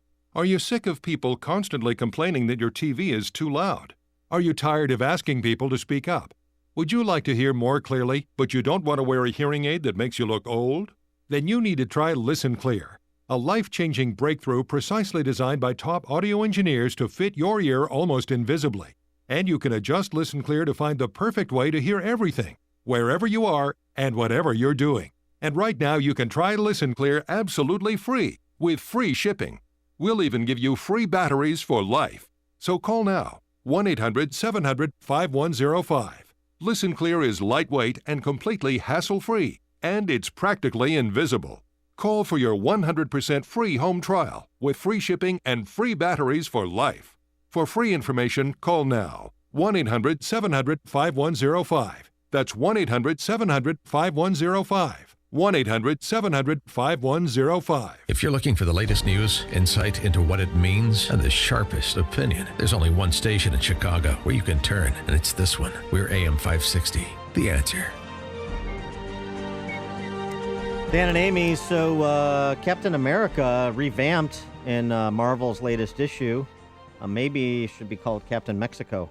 Why? What happened? In Captain America, Sam Wilson #1, the superhero, also known as Sam Wilson, heads to the border to take on an evil militia group known as the Sons of the Serpent, who are patrolling the area between Mexico and Arizona. The Sons of the Serpent try to stop a group of illegal immigrants from crossing the border. They accuse the immigrants of invading a sovereign land to spread disease and crime, take American jobs, and collect welfare. Attention, all trespassers. I am the Supreme Serpent, the group's leader is depicted shouting in one of the images. By invading this sovereign land, you defy the laws of God, nature, and the United States Constitution. Therefore, I hereby apprehend you by the power vested in me by the aforementioned God, nature, etc., etc. This is these are laugh lines. This is caricaturing, people who believe in the sovereignty of a nation. Apparently, when the immigrant pleads with the villain, please, you ayúdame, no me toques. Pretty good. Thank you. The villain, or the immigrant, says he doesn't want any trouble. And then the villain, remember the Sons of the Serpent, this anti-illegal immigration group, the villain. Oh, I believe you, sir. I can see you have enough trouble with you already. Trouble and disease and crime weigh heavy on your backs. Dun, dun, dun. The villain continues to describe the need for a wall along the U.S. border. Until this mighty wall is built, the villain continues, you come here for employment that is rightfully ours, and if you're denied it, you seek welfare paid by our tax dollars. Also, you know how to make me press 1 for English at the beginning of every call to my satellite provider. That is something I cannot abide. Yeah, the comic then depicts media headlines blasting the new partisan Captain America, calling him anti-American and Captain Socialism, because you have to rally Captain America. And then eventually Captain America swoops in and beats up the bad guys. Oh, my gosh. Yeah. So there you go, Captain America. So you can't, we have to keep a running list of the schools you can't send Peyton and Eli to, as well as now even comic books that they can't read. Or maybe conservatives should do a better job of insinuating themselves and producing content. Mike on the north side. Hey, good morning. Thanks for taking my call. Captain America started out by fighting the Nazis. Now the conservative Captain America is going to fight the liberal feminazis.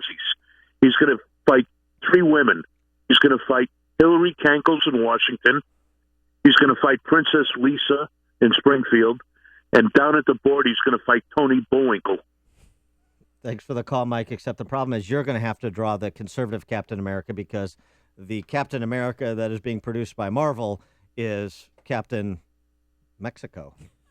Hear about the big stories of the day, then talk about them right here on Chicago's Morning Answer on AM 560.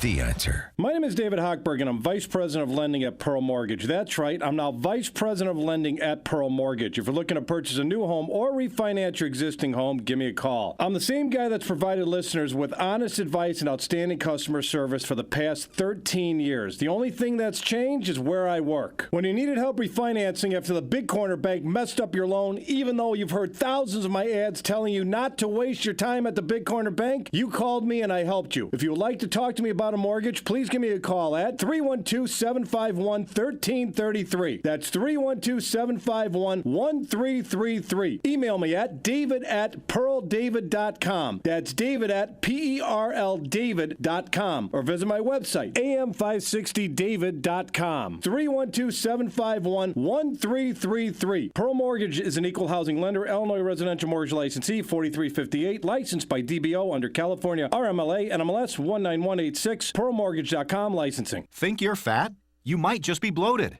Find out by calling now for a free trial of Nubiotics, the new breakthrough that flattens bloated bellies fast. For a free trial, call 1-800-959-9644. I used to be plagued by potbelly and constant bloating. After taking Nubiotics, my belly flattened and continues to get flatter. My sense of bloating and discomfort is gone. If you've got a big belly, you might not be fat. You might just be bloated. Nubiotics is scientifically formulated with natural ingredients to flatten bloated bellies fast by cleansing pounds of rotting food and toxic sludge from your body. It even combats periodic heartburn and acid reflux. So just think how much better you'll look and feel. Think you might be bloated? Call now for a free trial of Nubiotics and see how much flatter it makes your belly. You might be surprised. But hurry, call now for details while these free trials last. 1-800-959-9644. That's 1-800-959-9644. 1-800-959-9644. And now, a moment of objectivism with Yaron Brook and the Ayn Rand Institute.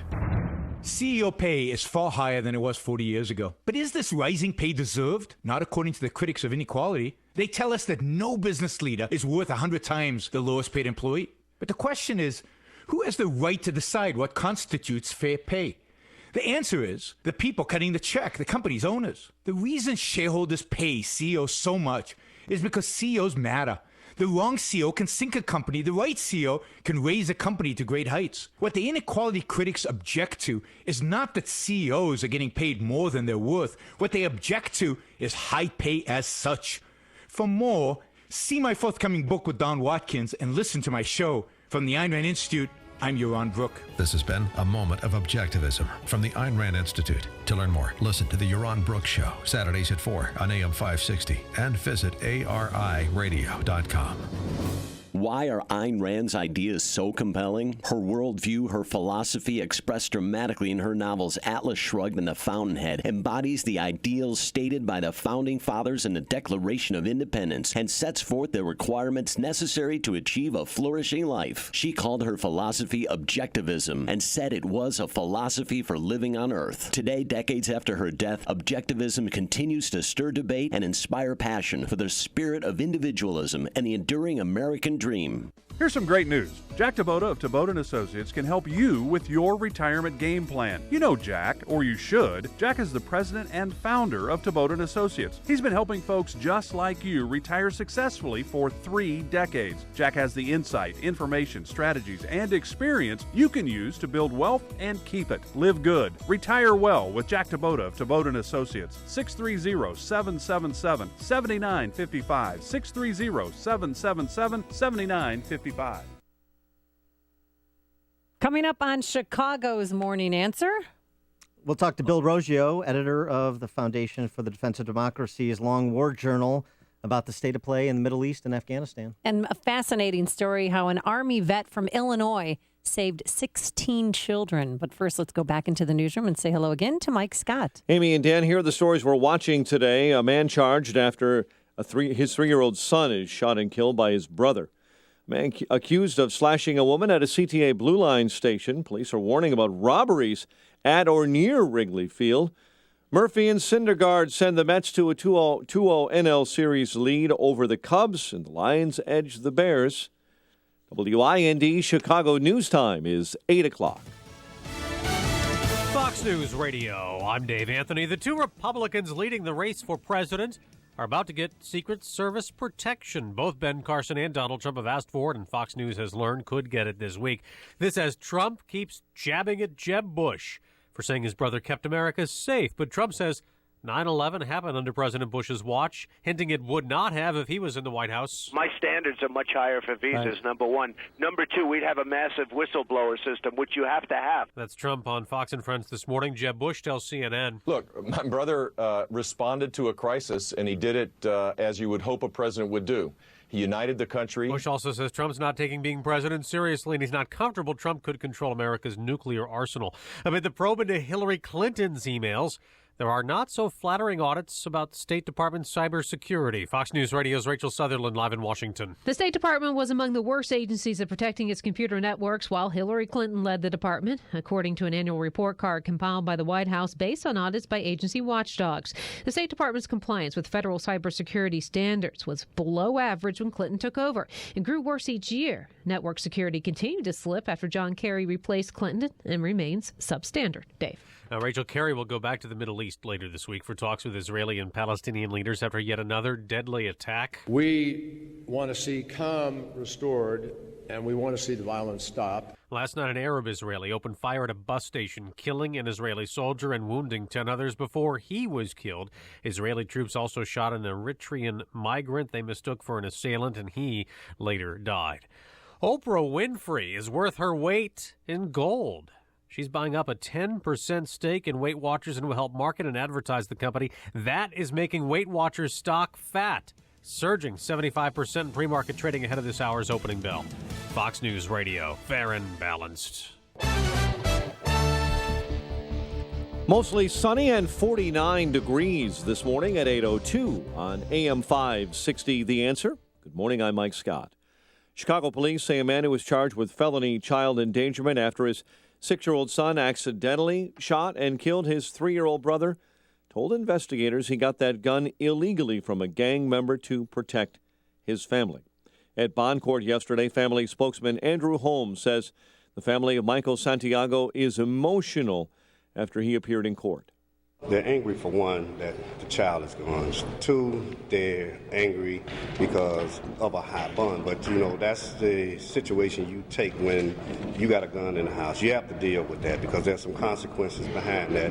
The older boy shot the younger boy in the face. Santiago appeared in bond court yesterday. Chicago police say they're trying to trace that gun. A furnace is being blamed for possibly causing a carbon monoxide leak that left a group of people sick in Villa Park. Fire officials say crews were called to a single-family home yesterday morning, found 11 victims suffering from carbon monoxide poisoning. A newspaper report says the budget impasse in Springfield has led to some vendors stopping services provided to state facilities. The capital, though, is not in any imminent danger of having the power cut. Secretary of State Jesse White wrote Governor Bruce Rauner and legislative leaders in a September letter warning of consequences of not paying bills, including utility companies shutting off the power. Chicago sports, Mets over the Cubs, 4-1. Rookie Noah Syndergaard outdueled Cubs ace Jake Arrieta and Daniel Murphy homered again. NFL, Lions over the Bears, 37-34 in OT. The news service of Target Red Card at Target, your debit and credit red card. It's like the gift that keeps on giving. As in 5% off your holiday wish list on every shopping trip. So let the stocking stuffing begin. Brought to you by Target Red Card. Some restrictions apply. See program rules or in-store or at target.com for details. 8:04, time for the AM 560 Business Beat. And from the Fox Business Network, here's Carol Zimmer. From the Fox Business Network, U.S. stock futures are lower, pointing to a dip at the open. China's economic growth fell below 7% for the first time since 2009. Still, at 6.9%, it was stronger than economists forecast. Tomorrow, we're going to hear about how many new houses were under construction in September. These are numbers that will be closely watched by Fed policymakers as they decide about when to raise interest rates. Morgan Stanley said its profit fell in the third quarter. Shares of Morgan Stanley have fallen 13% since the start of 2015. And the owner of Match.com, Tinder, and OkCupid has filed for an initial public offering. In recent years, dating sites and apps have become more popular with their instant messaging and photo sharing services. Match is the leading dating site, followed by eHarmony.com. With the Fox Business Report, I'm Carol Zimmer. 8:05 in Chicago. A check of traffic and weather on the way next on AM 560. The FICO score is not really even a good indication that you pay your debts back. Dave Ramsey. What it's an indication of is, do you love debt? And are you planning on staying in debt continually, forever? If you're running around trying to build your FICO score and you call that winning with money, you're stupid. Was I unclear? I hope not. Because you're not winning with money. That's the point. It's the Dave Ramsey Show, tonight at 7 on AM 560. The Answer. It's the Can-Am Spyder Yellow Tag event, and it's time to experience the ultimate thrill ride. Hit the open road on a Can-Am Spyder. With its unique Y-frame design, you can ride all day with total freedom and confidence. Hurry in by October 31st and save up to $3,000 on select 2015 Can-Am Spyder models. Plus, get up to a 3-year warranty. Visit iMotorsports in Elmhurst or online at iMotorsportsinc.com. Restrictions may apply. See your dealer for details. What do Fortune 500 companies do when they need to find new workspace? They call Regis at 1-800-OFFICES. With Regis, you can easily expand today and get your people up and running tomorrow. With fully furnished tech-powered co-working spaces, offices, and admin support, Regis manages the details so you can focus on your business. Short-term, long-term, all on your terms. Regis makes it easy and affordable. Call Regis now at 1-800-OFFICES and get a free office or meeting room for a day. Regis, here to help you grow. 8:06. Let's get an update on the roads. ChicagoRadioDeals.com traffic center time. In for Jim, here's Al. Thanks, Mike. Eden's inbound is heavy. 35 minutes. Lake Cook to the Kennedy Junction. It's backed up from Pratt. Outbound slows Montrose to Lake. 29 out to Lake Cook. Kennedy inbound, we're looking at a full hour. O'Hare to downtown. It's 34 in from Montrose. Express lanes will save you about 4 minutes. The Ohio feeder ramp is jammed up. Outbound Kennedy, 41 now.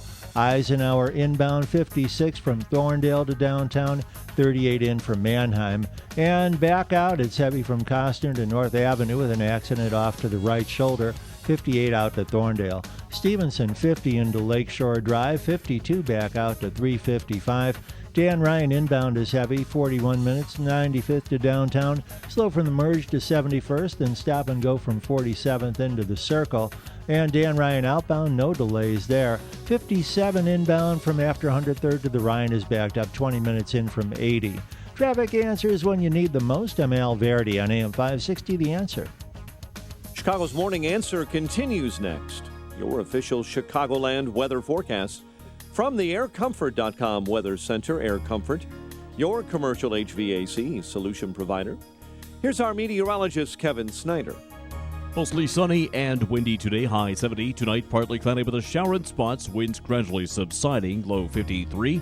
Tomorrow, clouds and sun with a passing shower, breezy and warm, high of 73. I'm Kevin Snyder on AM 560, The Answer. 51 right now at O'Hare, 50 along the lakefront, 46 in Aurora. Your next news update is at 8:30. And Chicago's Morning Answer with Dan and Amy continues next on AM 560, The Answer. This hourly segment is brought to you by Empowered Investing, the show dedicated to investors. Heard Saturdays at noon right here on AM 560, The Answer. Good morning. Welcome to your Monday morning briefing. Here's what you need to know to start your day. I'm not blaming anybody, but the World Trade Center came down. So when he said we were safe, that's not safe. We lost 3,000 people. Next week, Mr. Trump is probably going to say that FDR was around when Japan attacked Pearl Harbor. It's what you do after that matters, and that's the sign of leadership. I own one pair of underwear. That's it. Some of these billionaires, they got 3, 4 pairs. And I don't have a dryer. I have to put my clothes on the radiator. This is Chicago's Morning Answer with Dan Proft and Amy Jacobson on AM 560. The Answer.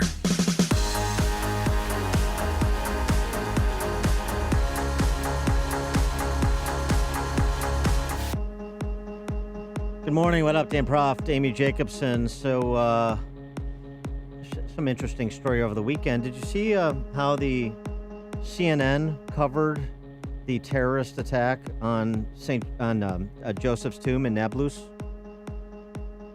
Joseph's tomb site catches fire. Oh, really? It just spontaneously combusted? Yeah, as my friend Jonathan Greenberg tweeted. Yeah, it must have been electrical fire. Yeah. Oh, yeah. Right. Right. Somebody left. Attack a sacred place. Yeah, somebody left an iron on. Yeah, or near maybe Joseph's it's a tomb. candle. Yeah. Well, violence is escalating between the Israelis. They used to be our allies before the Obama administration, and the Palestinians. This was also a disturbing story, but I mean, just to give you a look at the depths of the hate. The Israel's new ambassador to the United Nations urging the Security Council, UN Security Council, to make a statement against what he described as the incitement that fuels terror, this against the backdrop of the spike in violence. During his speech, Israel's ambassador held up a piece of card with a diagram of the human body entitled, I'm not making this up, diagram of the human body entitled How to Stab a Jew, with arrows pointing to different body parts, which the ambassador said is an example of what Palestinian children are being exposed to day in and day out in school after school. When he opens a textbook, he doesn't learn about math and science. He's being taught to hate. That was, and the target is, again, just our former ally. Israel used to be an ally, then President Obama won 2 elections. Ruin that. And it doesn't seem like that's the case anymore, despite the relative indifference of American Jews. For more on this and other matters geopolitical, we're now joined by our friend Bill Rosio. He's the editor of the Foundation for the Defense of Democracy's The Long War Journal. Bill, thanks for joining us. Thanks. Pleasure. So are we on the precipice of a third intifada? Yeah, I actually think that I didn't think that would be the case about a week or two ago, but I do not see this abating at all. It only seems to be escalating.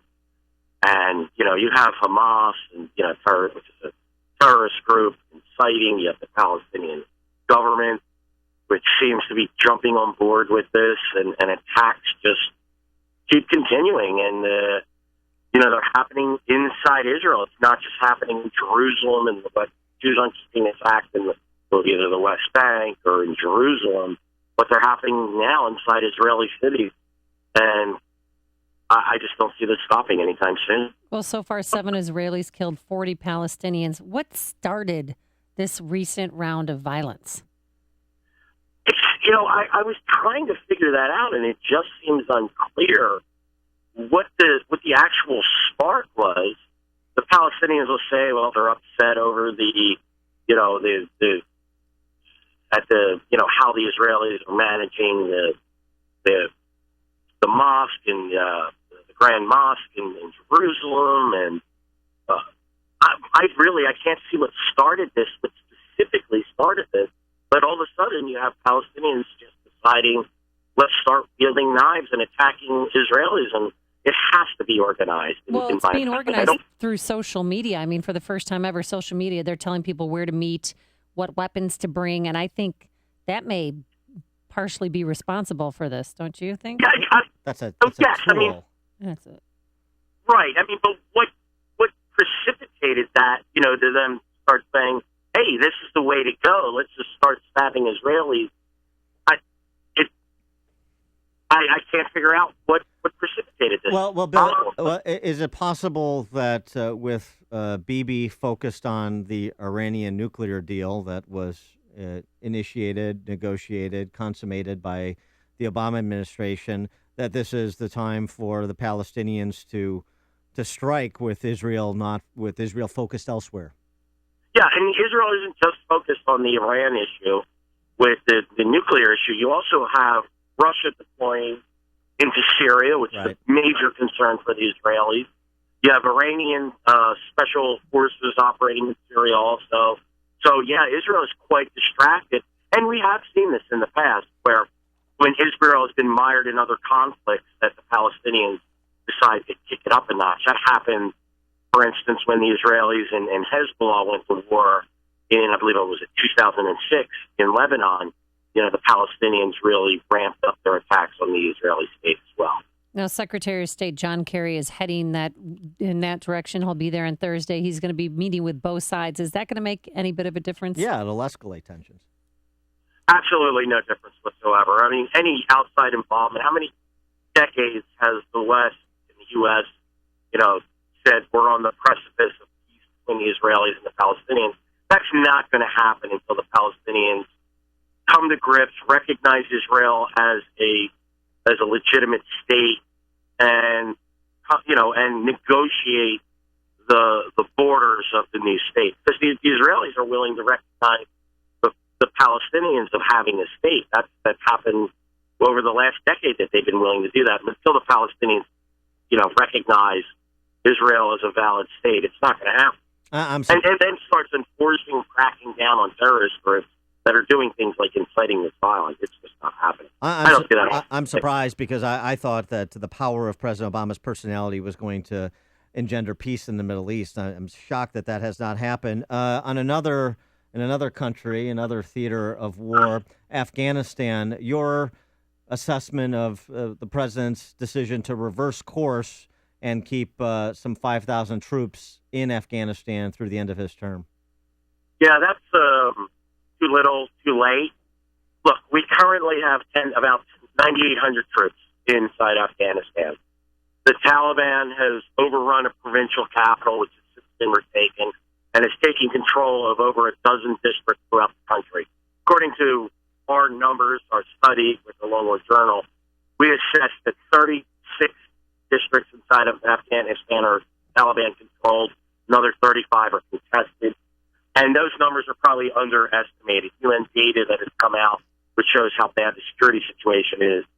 So then what's the point? Why reverse course? Right. You're exactly right. What is the point? To me, you don't do something like this unless it's political.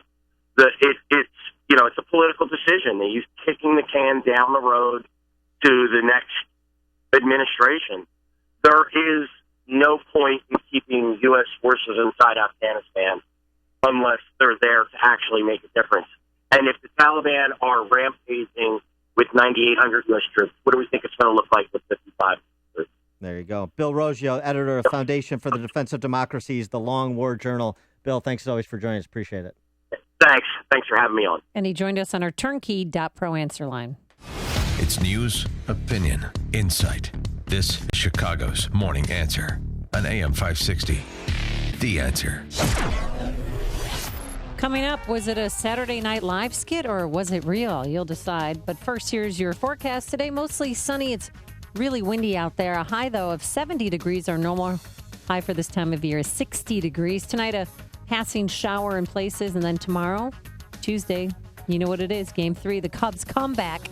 Oh, it's going to be nice. It's going to be warm, baseball season weather. A high of 73 degrees with partly sunny skies and a quick passing shower in the early afternoon.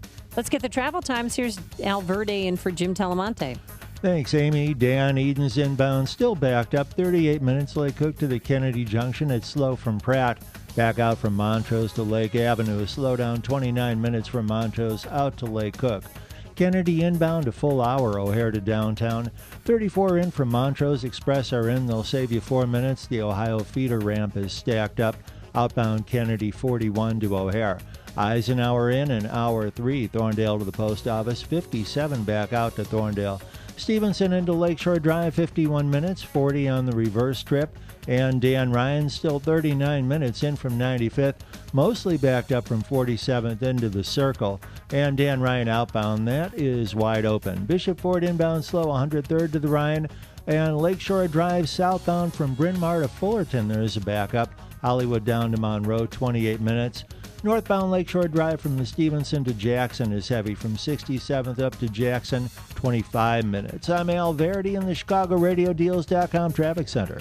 Hey, if you need to sell your home in Chicagoland, Sean Hannity here with some very important facts that you need to know. 40% of homes hitting the market in Chicago are not selling. Now, those are horrible odds. That's exactly why you need to call Saul Z and the Z team at Keller Williams, based right here in Chicagoland. Saul sells a home on average every 24 hours and attracts hundreds of buyers every month locally, nationally, and internationally. Recently, the Wall Street Journal ranked Saul's team in the top 110 teams out of 1.2 million agents in the U.S.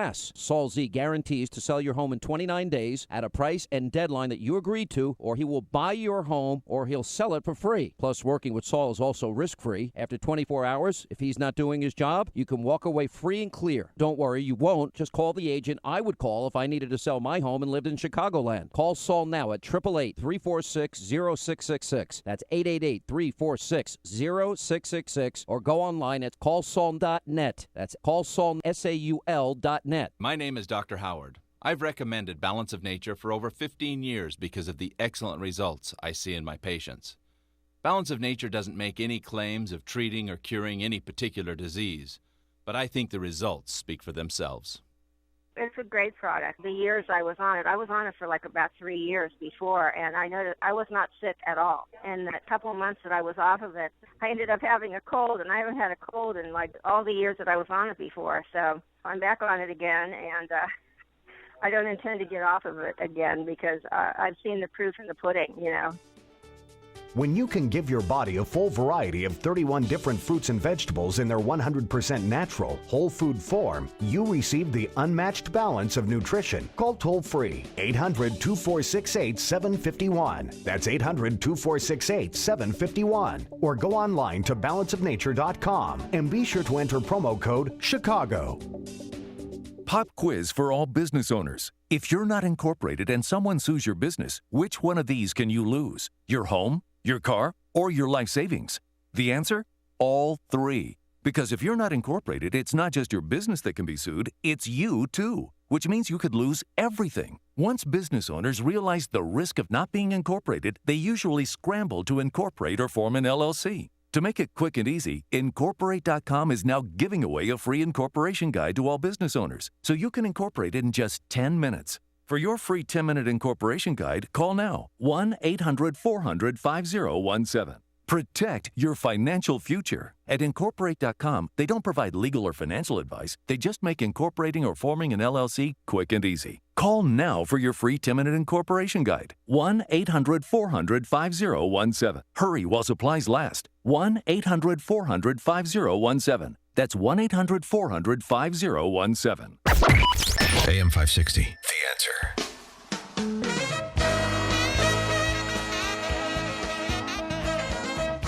You watched it Saturday Night Live, huh? Yeah, it was great. That was great Hillary impersonator. Let's hear her. But when the election comes around, Donald Trump and the Koch brothers, for all their money, they only get one vote each, just like everybody else. Isn't that fun? Was Catherine McKinnon great? No, that was actually Hillary. She was in Alabama Saturday night speaking with a crowd of Southerners, so she got out her best Southern. But earlier on Friday, she was with Jake Tapper, and this is not an SNL skit. She ain't in no wet tire.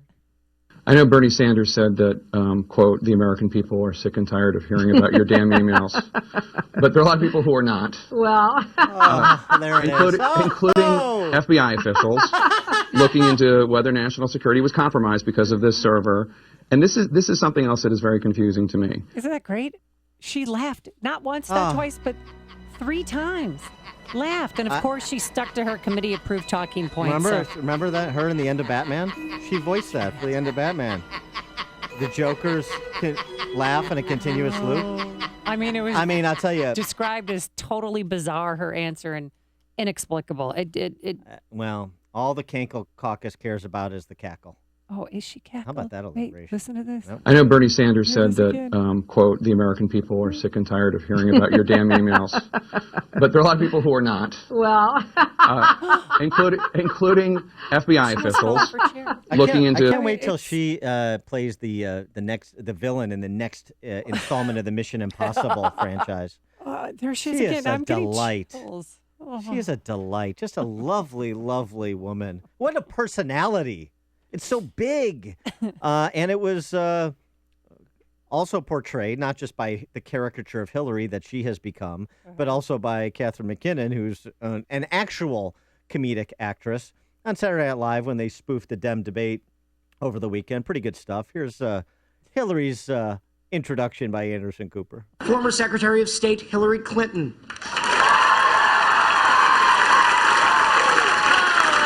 Thank you for having me. I think you're really going to like the Hillary Clinton that my team and I have created for this debate. She's warm but strong, flawed yet perfect, relaxed but racing full speed toward the White House like the T-1000 from Terminator. I mean, seriously, which Hillary is more of a cartoon character? Catherine McKinnon's impersonation or Hillary Clinton's impersonation of Hillary Clinton? I don't know, but according, to SNL, this is her year that she got to be the cool black guy. Wait a minute, do you all like this? I'm not losing, am I? I mean, in 2008, of course I lost. I was running against a cool black guy. But this year I thought I got to be the cool black guy. Oh, now Hillary's run into another cool black guy. His name is Bernie Sanders. He's a 72-year-old crackpot from Vermont who believes the economy can be run on maple syrup. And here was Larry David impersonating Bernie Sanders, or maybe it's Bernie Sanders impersonating Larry David. It's very difficult to discern. But here's Bernie on the banks. What is your position on the big banks? Not a fan of the banks. They trample on the middle class. They control Washington. And why do they chain all their pens to the desks? Who's trying to steal a pen from a bank? Makes no sense. That's why you gotta break up the banks into little pieces and then flush the pieces down the toilet so you can never put the banks back together. Then you just make the bankers pay for college for everyone, and America's fixed. Hey!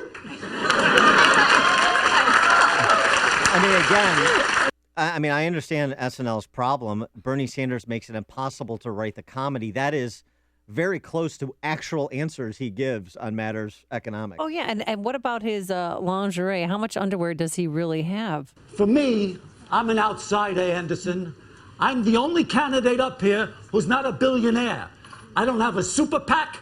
I don't even have a backpack. I carry my stuff around loose in my arms like a professor, between classes. I own one pair of underwear. That's it.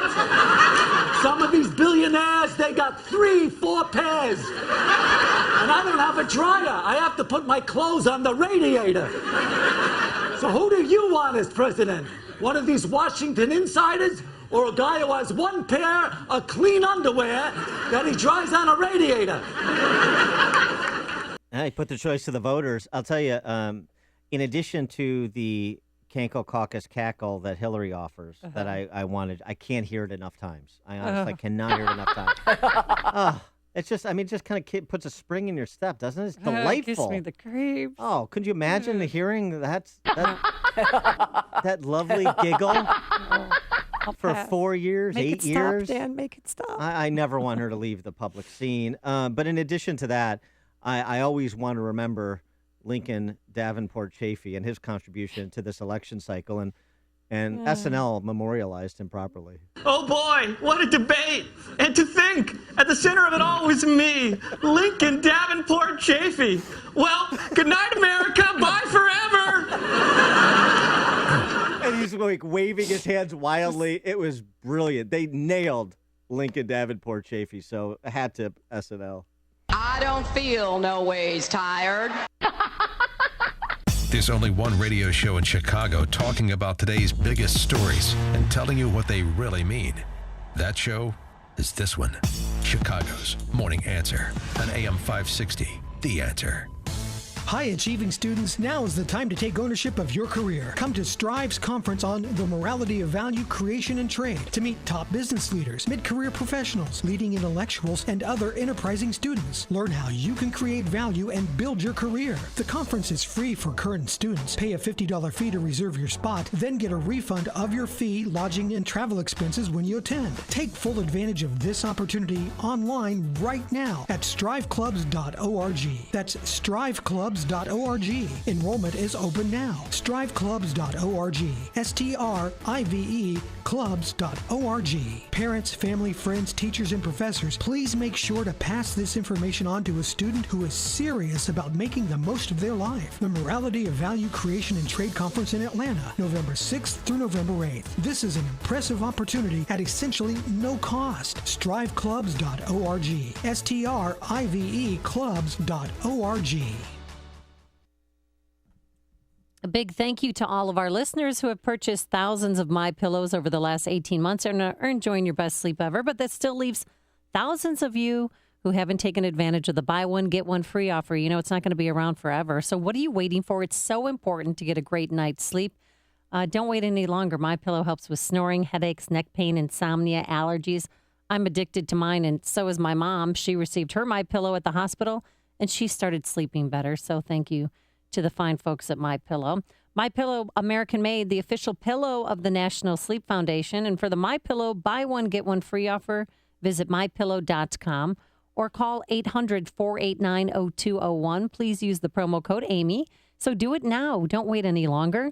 800-489-0201 or online at MyPillow.com.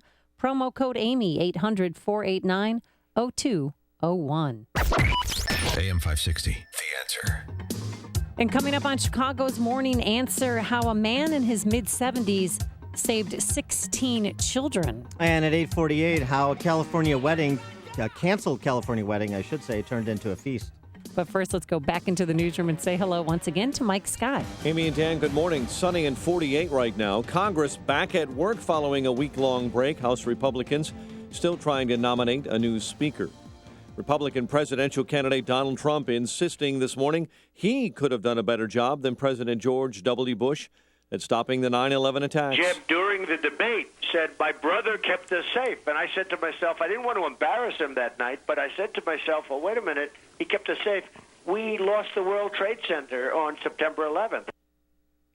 Meantime, Bush says Trump is not serious about what presidents have to do. Trump talks about things that as though he's still on The Apprentice. I mean, literally talking about Syria, saying ISIS should take out Assad, then Russia should take out ISIS, as though it was some kind of board game. Jeb Bush says he's proud of his brother's work as president. Secretary of State John Kerry says the U.S., in addition to Israel and Jordan, are opposed to a French proposal to establish an international presence at a Jerusalem holy site that's been at the center of weeks of violence. It's important for me to meet with the Prime Minister and talk about the road ahead. We have a long-standing, extremely close, very important relationship with respect to Israel's security, and security will be front and center in our discussion. The secretary speaking from Madrid. He'll meet his Spanish counterpart there, and he's also scheduled to talk with Palestinian President Mahmoud Abbas. A San Francisco-bound Southwest Airlines flight was forced to turn around mid-trip after violence escalated between two passengers this morning. Flight attendants quickly coordinated with pilots to get that plane back to L.A. Chicago police saying a man who was charged with felony child endangerment after his 6-year-old son accidentally shot and killed his 3-year-old brother told investigators he got that gun illegally from a gang member to try and protect his family. And a furnace is blamed for possibly causing a carbon monoxide leak that left a group of people sick in Villa Park. 11 were hospitalized, then released. Chicago sports. Mets over the Cubs 4-1 in the National League Championship Series last night. Rookie Noah Syndergaard outpitching Cubs ace Jake Arrieta. NFL, Bears fall to Detroit 37-34 in OT. The News, a service of Massage Envy. At Massage Envy Spa, they know there's nothing like relaxation. That's why their first-time guests can relax with a customized massage for only $49.99 or facial for only $59.99. Schedule today at massageenvy.com. A check of traffic and weather on the way next. on AM 560. Mike Gallagher wants the left to get real about guns. Because we know that the shooter in Oregon would have absolutely obeyed the no concealed weapons permit law on campus at Umpqua Community College, right? Of course he would have. He was a good guy. He was just misunderstood. Bunch of damn fools. These people on the left aren't willing to have a serious conversation about guns. The Mike Gallagher Show, weekdays at 9, right before Dennis Prager at 11 on AM 560. The Answer. Hey, if your company manufactures or markets pharmaceuticals, biologics, medical devices, or APIs, you know the challenges of systems integration, FDA compliance, and staffing. To gain access to Chicagoland's top life sciences engineering, quality assurance, project management, regulatory, software, and validation professionals, you need the experts at Automated Systems, Inc. All of ASI's resources are degreed professionals with decades of industry experience in manufacturing, automation, and FDA compliance. ASI is retained by all of Chicagoland's Fortune 500 life science companies to successful startups. For over a quarter of a century, ASI has excelled through a culture of execution and client success. For information about staffing or a no-obligation compliance or automation evaluation, call Laz at Automated Systems toll-free at 844-HIRE-ASI or visit AutomatedSYS.com. That's 844-HIRE-ASI.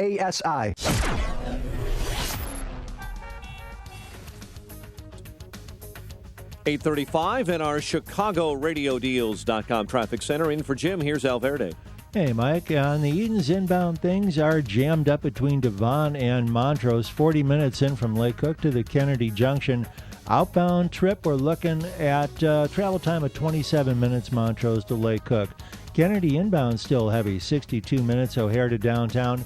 34 in from Montrose. Express will save you about 12 minutes. The Ohio feeder ramp, that is jammed up. Outbound Kennedy, 36 to O'Hare. And on the Eisenhower inbound, an hour 5, Thorndale to the post office. Back out 56 minutes. Stevenson 50 in to Lakeshore Drive, 51 back out to 355. Dan Ryan still heavy, 37 minutes in 95th to downtown. That backup is from 47th into the Circle. Outbound, no delays. Lakeshore Drive southbound, it's a break from Bryn Mawr down to Fullerton, 35 minutes from Hollywood to Monroe. And Elgin O'Hare eastbound, Irving Park to Rollwing is heavy. Traffic answers when you need the most. I'm Al Verdi on AM 560, The Answer. Chicago's Morning Answer continues next. Your official Chicagoland weather forecast from the aircomfort.com Weather Center. Air Comfort, your commercial HVAC solution provider. Mostly sunny, windy today. High near 70. Currently 51 at O'Hare. Next news coming up at 9. Chicago's Morning Answer with Dan and Amy continues next on AM 560, The Answer. This hourly segment is brought to you by Fly By Night with Ken Severa. Heard Saturday evenings at midnight here on AM 560, The Answer. Hey, before you read about it on Facebook or Twitter, well, hear about it from your friends. Find out what today's big stories really mean with me, Sean Hannity, today at 2, right here on AM 560, The Answer. You know, Dan, this happened. This is a great story that happened on Friday afternoon. But when things happen Friday afternoon, no one talks about them. They kind of get lost in the shuffle. You know, people are busy concentrating on their weekends, cheering on their college teams. And a lot of people miss this story about a great Army vet. Yeah, and apparently a full contact chess club at the public library at Morton, Illinois. Yeah. I mean, I've heard of the Sicilian Defense, but this is ridiculous. Well, Morton, Illinois, it's a suburb of Peoria. It's a small town, and this Army vet has been spending his years in retirement teaching kids about chess. My kids are part of a chess club. They love to take chess. And you have a friend who teaches chess club, don't you? I do, yes. Yeah, so there's people, 16 kids signed up for this class, and they ranged in age between 7 and 13. They met once a week at the Morton Public Library. And out of the blue, this knife-wielding teenager decided that he wanted to kill some people. So he ran into the room yelling, "I'm going to kill some people." And he had 2 knives, and he started attacking. Units to the library, they do have the knives. He has cut another person who's got a pretty good hand injury. Yeah, and that person was James Vernon, who at first Dan thought that this was a prank, that maybe this was a Halloween scare prank, because it is October. I thought first this is a really bad Halloween prank, and then I realized this wasn't a prank, this was the real thing. So he tried to settle him down, and he said, His first thought was, oh my gosh, this can't be happening. But his second thought was, I can't let this happen. So he decided to take action, and the kids followed his lead. I gave them the cue, and they took the cue, and they got up and ran out, just like little mice going down a hole. They were gone. Like an actual employing the King's Indian attack. Yeah. But not on a chessboard. So he positioned himself right in front of the knife-wielding crazy guy and gave a little, a nod to the right so that the kiddies could run out and be safe. I gave them the cue, and they took the cue, and they got up and ran out, just like little mice going down a hole. They were gone. And they saved their own lives by doing that, but he's really the hero here. They started fighting, of course, and he said that he used the training that he learned from war, from Army combat. It's Army knife fight training that kicked in from decades ago, and here's how it ended. He went overhand, and I blocked with the left hand. Thought maybe I could persuade him to just give up the whole idea, and that wasn't to be. So he tried to, like, hey, buddy, stop it. What are you doing? But he kept yelling the whole time. I mean, he was crazed that he was going to kill some people. The 19-year-old attacker said after his arrest, according to police, I failed my mission to kill everyone. Oh, my God. Well, this Dustin Brown, here's the thing, though. He was out on bail, charged with 22 counts of child pornography. So that was the first problem. But now he's being held on $800,000 bond, charged with attempted murder, armed violence, and aggravated battery. But, all the time we talk about these crazies who kill so many people. Well, here's an Army vet, a 75-year-old guy who, he took a pretty bad blow. His left hand, I don't know if you saw the picture, is bandaged up because he received, slashings and his, defensive wounds in his hands. So kudos to him. And at his church yesterday, Dan, they honored him and said a prayer for him, and he just started crying, and it was really sweet. Yeah. They brought him up to the pulpit and said, this is a true hero, and God has blessed you with a talent that you kept with you for decades. It's a great story. Boy, the generations have gone past. World War II generation. I get this guy would be Korean War generation. Yeah. Pretty impressive stuff. Sean from Elmwood Park. Yeah, well, that story should be titled "Old Tough Guys Be Young Scumbags Every Time." I love it. But listen, I wanted to address, because I'm listening to your show and all the news clips between this Trump and moron Jeb Bush. I wanted to really quickly. Trump would have been better off saving that for Hillary Clinton, because all of those violations of immigration law happened under her husband's tutelage. It happened 7 years into his administration. Bush had only been sworn in 8 months for September 11th, so he couldn't get rid of the Democratic socialist sycophants quick enough to do it. And I don't know if he's ever really gotten rid of them. And now Jeb, with your brother keeping us safe. Did your brother keep us safe from a doubling of our national debt and profligate spending never before seen in the history of the country? Did he keep us safe from TARP? Did he keep us, which is the complete bastardization of right and wrong? How about contract law, where they destroyed it? How about AIG, Lehman Brothers? No, did he keep us safe from that? The answer is no. So if you attack a Bush on what they really are, which is generations of corruption and abuse of our system, let's just change it to government sacks. Because what you've done is you've sold out our country to investment bankers that have paid you, whether you're running for office or out of office. It's time the Bushes run away and neuter the rest of them. I don't want to hear their name for eternity. Thanks for the call, Sean. I wonder here, going back to this story, this story, first of all, he was out on bail, as you said, on child porn. Yeah, at a library. Mm-hmm. Okay. Yeah, that's a Nice. problem. That's a big problem. At least it's a question. Yeah, and particularly since he had this psychotic tendency, was there some kind of assessment made about that he would be allowed bail in the first place? And number two, where's the call to ban knives? I mean, this was somebody who came into the library. This 19-year-old came into the library with knives, wanting to kill everyone. I know, but I'm going to tell you something that Vernon said, the Army vet, and don't get mad, don't yell at the messenger. He said the situation would have been much worse if Brown had brought a gun instead of a knife to the library. Of course it would have. Yeah. Of course it would have. But that's not what we're talking about. We're talking about anything that you can use to do violence against someone else should be banned, right? I mean, it's just a continuum.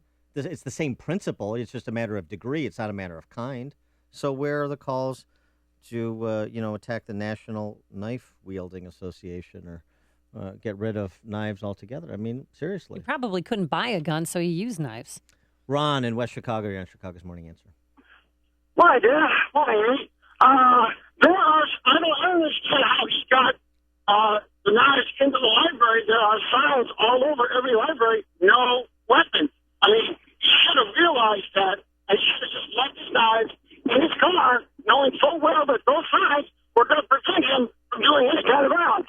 Thanks for the call, Ron. Yeah, the sticker with the the line through it said no guns or no weapons, no knives. Apparently, he didn't read the signs. Those aren't working either. This is stunning. But let's focus on the positive here and the heroic actions of this Army vet. It's a nice story, and we don't get to tell nice stories too often. No, we don't. Ever notice how you come across somebody once in a while that you shouldn't have with?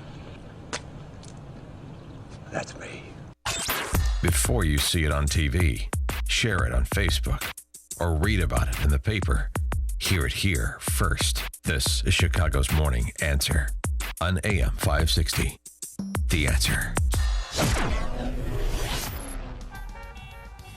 Plenty of sunshine today. It'll be windy, but just unseasonably warm, a high of 70 degrees. And then tonight, we have a passing shower in places, and the winds will finally die down. And tomorrow for Tuesday's Game 3 of the NLCS, we're going to have partly sunny skies. It will be warm, breezy, a quick passing shower before the 7:05 start, a high of 73 degrees. Let's get the travel times. Here's Al Verdi, who's in for Jim Telemonte. Thanks, Amy. Dan, Eden still jams up inbound between Devon and Montrose, 40 minutes in from Lake Cook to the Kennedy Junction. The outbound trip 27. It is heavy there from Foster out to Lake Avenue. Kennedy inbound 54, O'Hare to downtown, 34 from Montrose. Express will save you about 12 minutes. The Ohio feeder ramp is still stacked up. Outbound Kennedy 34 to O'Hare. Eisenhower into the post office in hour 3, 54 back out to Thorndale. Stevenson 50 into Lakeshore Drive, 51 out to 355. And Dan Ryan 43 into downtown. Jams up from 47th into the Circle. 57 to Bishop Ford, look good. Lakeshore Drive southbound hits the brakes from Bryn Mawr down to Fullerton. 35 Hollywood to Monroe. Lakeshore Drive northbound is heavy from the Stevenson up to Jackson. From 67th up a 25-minute trip. Elgin O'Hare eastbound from Irving Park to Rollwing traffic is backed up. I'm Al Verdi in the ChicagoRadioDeals.com Traffic Center. On Monday, November 10th, a healthcare summit and business event is coming to Drury Lane in Oak Brook. This summit will provide a unique opportunity for small business owners and healthcare leaders to network, showcase, and work together to transform the region's marketplace into the best in the nation. It provides a fantastic forum to introduce your business and make valuable connections, all while learning and growing in your community. Visit thebusinessevent.com for more info. Chicago. This is a city of hardworking, dedicated people. So when you need a team to design, construct, and finish your project on time and on budget, look no further than to CPMH Construction.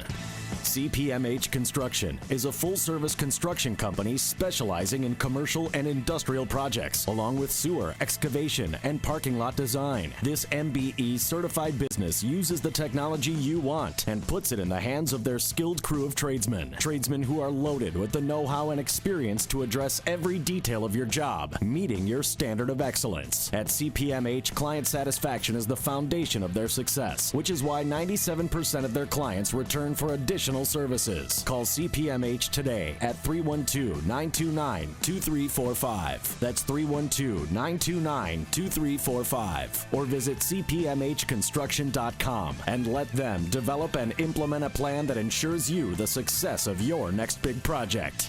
Here's Dr. Howard, formulator of Balance of Nature, an all-natural, 100% organic fruit and vegetable supplement. Did you know 40% of all cancer could be prevented? That's a fact. Along with maintaining appropriate body weight and regular exercise, the American Institute for Cancer Research and the USDA confirm that eating 9 to 11 servings of fruits and vegetables every day is the key. Now ask yourself, am I at risk?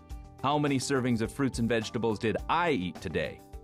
Balance of Nature has solved this problem and provides an easy and affordable way to consume over 10 servings of 31 different whole fruits and vegetables every day. Get real today with Balance of Nature's fruits and veggies. Call toll-free 800-2468-751. That's 800-2468-751. Or go online to balanceofnature.com and be sure to enter promo code CHICAGO.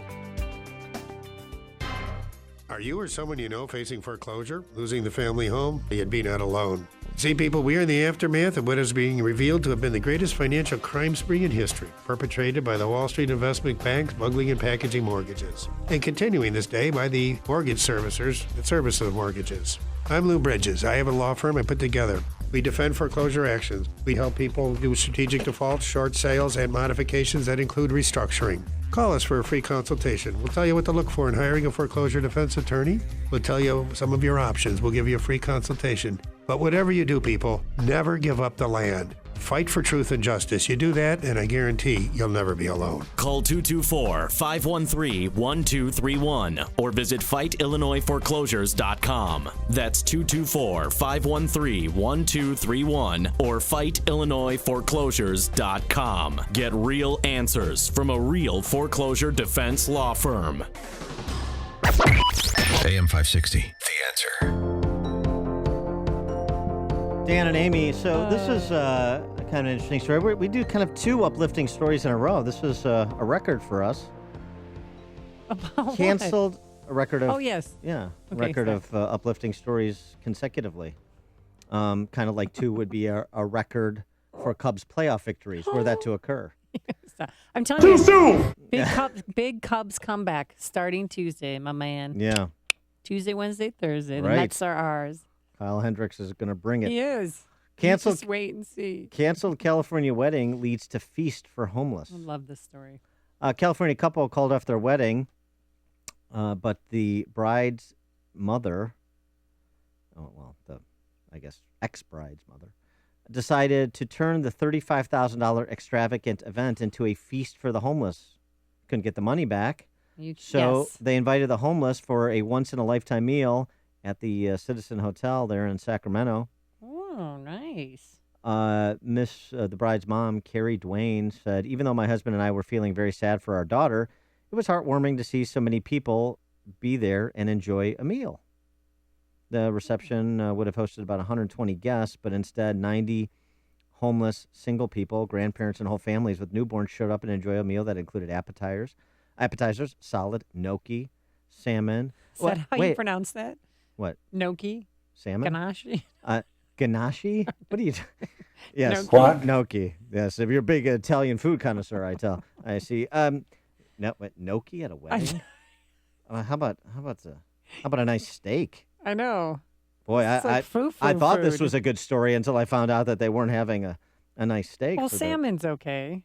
the gnocchi instead of a nice ribeye, bone-in ribeye. What's going on here? What kind of wedding are they throwing? Some of the homeless actually dressed up for the occasion, too. I think that's a great idea. I went to a wedding once where the groom got stiffed by the bride. And the groom got stiffed by you mean she didn't show up? Like runaway bride? She didn't show up at the altar. So it wasn't canceled. Everybody anticipated the wedding was going on. It was canceled. Oh, yeah. No, we're all there and then just waiting and then you hear some rumblings and then you see some people turning their heads like, what is going on? And then slowly, pastor gets up there and says, this wedding's been canceled. If you'd like to proceed to the reception, we have invoices for everyone? No, food will still be served because you cannot cancel the reception hall or the DJ or anything at the last minute and expect to get your money back. It's good news for our producer there, David. You can't cancel the DJ. You got to make sure the DJ gets paid even if they don't show. No, yeah, that's normally why they take most of the money up front and then you pay the rest Sure. at the time of the event. So an actual runaway bride, like that terrible Julia Roberts movie. Now, I know that could be any Julia Roberts movie, but she played the runaway bride, didn't she? Yeah, she did. And I remember Best because Friend's Wedding, wasn't it? Oh, no, there was Runaway Bride. There was a and then runaway there was- bride, yeah. But No, I remember crying at that movie. Oh, I'm sure. Yes. Wanted it to be over. You were inconsolable. Yeah. But yeah, no, it's embarrassing. But you know me, I'm trying to keep everybody's spirits light, and this will be great. And we still danced, and the groom still danced. How was the groom? He wasn't doing well. But then after he was 5 or dancing. 6 shots, that's when he was dancing. Because you can't return the funds. I mean, the party must continue, Dan. Did you take back your gift? Yeah, Why was there would you take ask backs? me that? I mean, I just was there take back, like, maybe you need that Cuisinart more than he did, especially as a single guy. Well, we ordered. Could you things- ask him? Now that you're single again, We don't want to ask. We don't. I order. could use that crock pot. No, actually, I kept my gift to them. I don't know who ended up with it, but there was a bridal registry, so you log on and you get them a gift, and I didn't feel it was proper to ask it back because I got a free meal and some drinks and some dancing out of it. Yeah, right. I'll tell you, the fireball shots really dull the blade, right, of the runaway bride. Oh my God, it was awful. Have you ever been to a wedding that got canceled? I've never been to a wedding. Oh, stop! You hate. Refuse to go. Let me guess. You probably don't like weddings. I just can't. I just can't keep it together because I'm so sentimental. Do you know that love is patient and that love is kind? I've heard that. Yes, I have heard that. I've heard that once or twice. Did you have a bone-in ribeye at your wedding? No, I had a chicken or a meat or a fish dish. What was the meat? I don't know. I mean, Hey, Ma! Can we get some meatloaf? It was meatloaf. You're listening to Chicago's Morning Answer with Dan Proft and Amy Jacobson on AM 560. The Answer. For missing teeth, dental implants are wonderful. The advantages are fantastic. They really are just like your original ones. What you probably don't know is that not all implants are the same quality, and there are a lot of unqualified people doing implants. This is Brian DeWolf. I have 2 implants from Fox River Periodontics. I had one. I was happy with it. So I had another one done, and I love them. The idea of dentures didn't appeal to me at all. I didn't want that appliance in my mouth. These implants are wonderful. They're just like your real teeth, and they're probably even better because there's no nerve attached to them, so there's no pain, and they last forever. Dr. Neruzzi is great, and his staff is wonderful, and I trust him completely. If you're looking for dental implants, or considering dental implants for a missing tooth or for a whole mouthful, talk to Dr. Neruzzi. You'll be happy you did, and Fox River Periodontics. Just remember, implantsforme.com. Implantsforme.com. This is Dr. Neruzzi. I personally guarantee your happiness with your implants. Go to implantsforme.com. Yeah, I know. We're getting into this whole thing now. We got people calling gnocchi It's rather than gnocchi. gnocchi. Give me a break. It's potato. It looks yummy, and I'm hungry. So often on the show, we talk about the important issues like the pronunciation of gnocchi and the economy, education, foreign policy. And on the show, because there's always so much going on, we don't always have the time to drill down and talk about the big ideas behind the big issues. It's one of the reasons I'm involved with a new website along with the Illinois Policy Institute called Upstream Ideas, online at upstream-ideas.com. At Upstream Ideas, you'll find info that will enlighten the policy discussions we're having here on this show and elsewhere. At Upstream Ideas, we broaden the parameters of debate and move beyond the same old partisan assumptions. In other words, we're pushing against the current and thinking upstream. You can check out highlights from Sunday's Illinois Rising program on upstream-ideas.com today. And with each visit to Upstream Ideas, you'll be armed with new info and fresh perspectives to spur you to make the state of Illinois and the good of the USA a bit more free, a bit more just, and a bit more civilized. The meatloaf! We want it now! The meatloaf! My brother Chris is allergic to talking about retirement. Bring up his future and you'll get glazed eyes and awkward answers. Don't believe me? Let's try it. Chris, when will you retire? Ha! You darn right I like nachos. See what I mean? Chris, do you have a retirement account? It's gotta be the right kind of cheese. One last time. Are you ever going to retire? And don't forget jalapenos. I love jalapenos. Good for you, buddy. Avoiding the retirement conversation? At the Mutual Fund Store, we get it, and our advisors are here to help. Whether you're storing 401k statements in a shoebox, can't tell a traditional from a Roth IRA, or include piggy bank as one of your retirement accounts, there are no judgments here. We'll simply sit down with you one-on-one, talk about where you're at, and help you put a plan in place to get you where you want to be tomorrow. Let's get the conversation started today with a free consultation. Hi, I'm Steve Check with the Mutual Fund Store in Chicagoland. Call me at 888-498-3636 or visit mutualfundstore.com and let's talk about your financial goals today. Hi, this is Dr. David Kolbaba. Glad you're here with us today. HealthQuest Radio is Chicagoland's longest-running health news and science program. I've been an integrated healthcare practitioner for over 33 years now, and if you've been wondering what it's like to be a patient in our HealthQuest offices, well, take a look at our website. Go to healthquestradio.com under Testimonials and Tales of Wonder, right on the homepage, where you'll find many encouraging stories of success straight from our patient's mouth. Would you like to be done with with those migraine headaches, get your insulin under control, feel more energetic, maybe having better sex, get that libido in gear again, discover why you eat for every emotion, and then get it under control. On medication and want to be off of it, whatever health challenges you the most, you can schedule your new patient consult with me just by calling our HealthQuest Radio hotline at 800-794-1855. That's 800-794-1855. Well, we've had a wonderful time here in our studios, AM 560 The Answer. Thanks to David Stripling, the technical director, Cesar Perez, the executive producer. Shake and bake. And to you for listening. And Dan, you have until tomorrow to get your Cubs on, okay? Yeah. Duly noted. But first, let's go back into the newsroom to a huge Cub fan, actually Tiger fan. Here's Mike Scott. Here are the stories Amy and Dan we're watching right now. Chicago police say a man who was charged with felony child endangerment after his 6-year-old son accidentally shot and killed his 3-year-old brothers told investigators he got that gun illegally. An investigation continues following a fiery crash on the Bishop Ford Freeway early this morning. Police warn about robberies in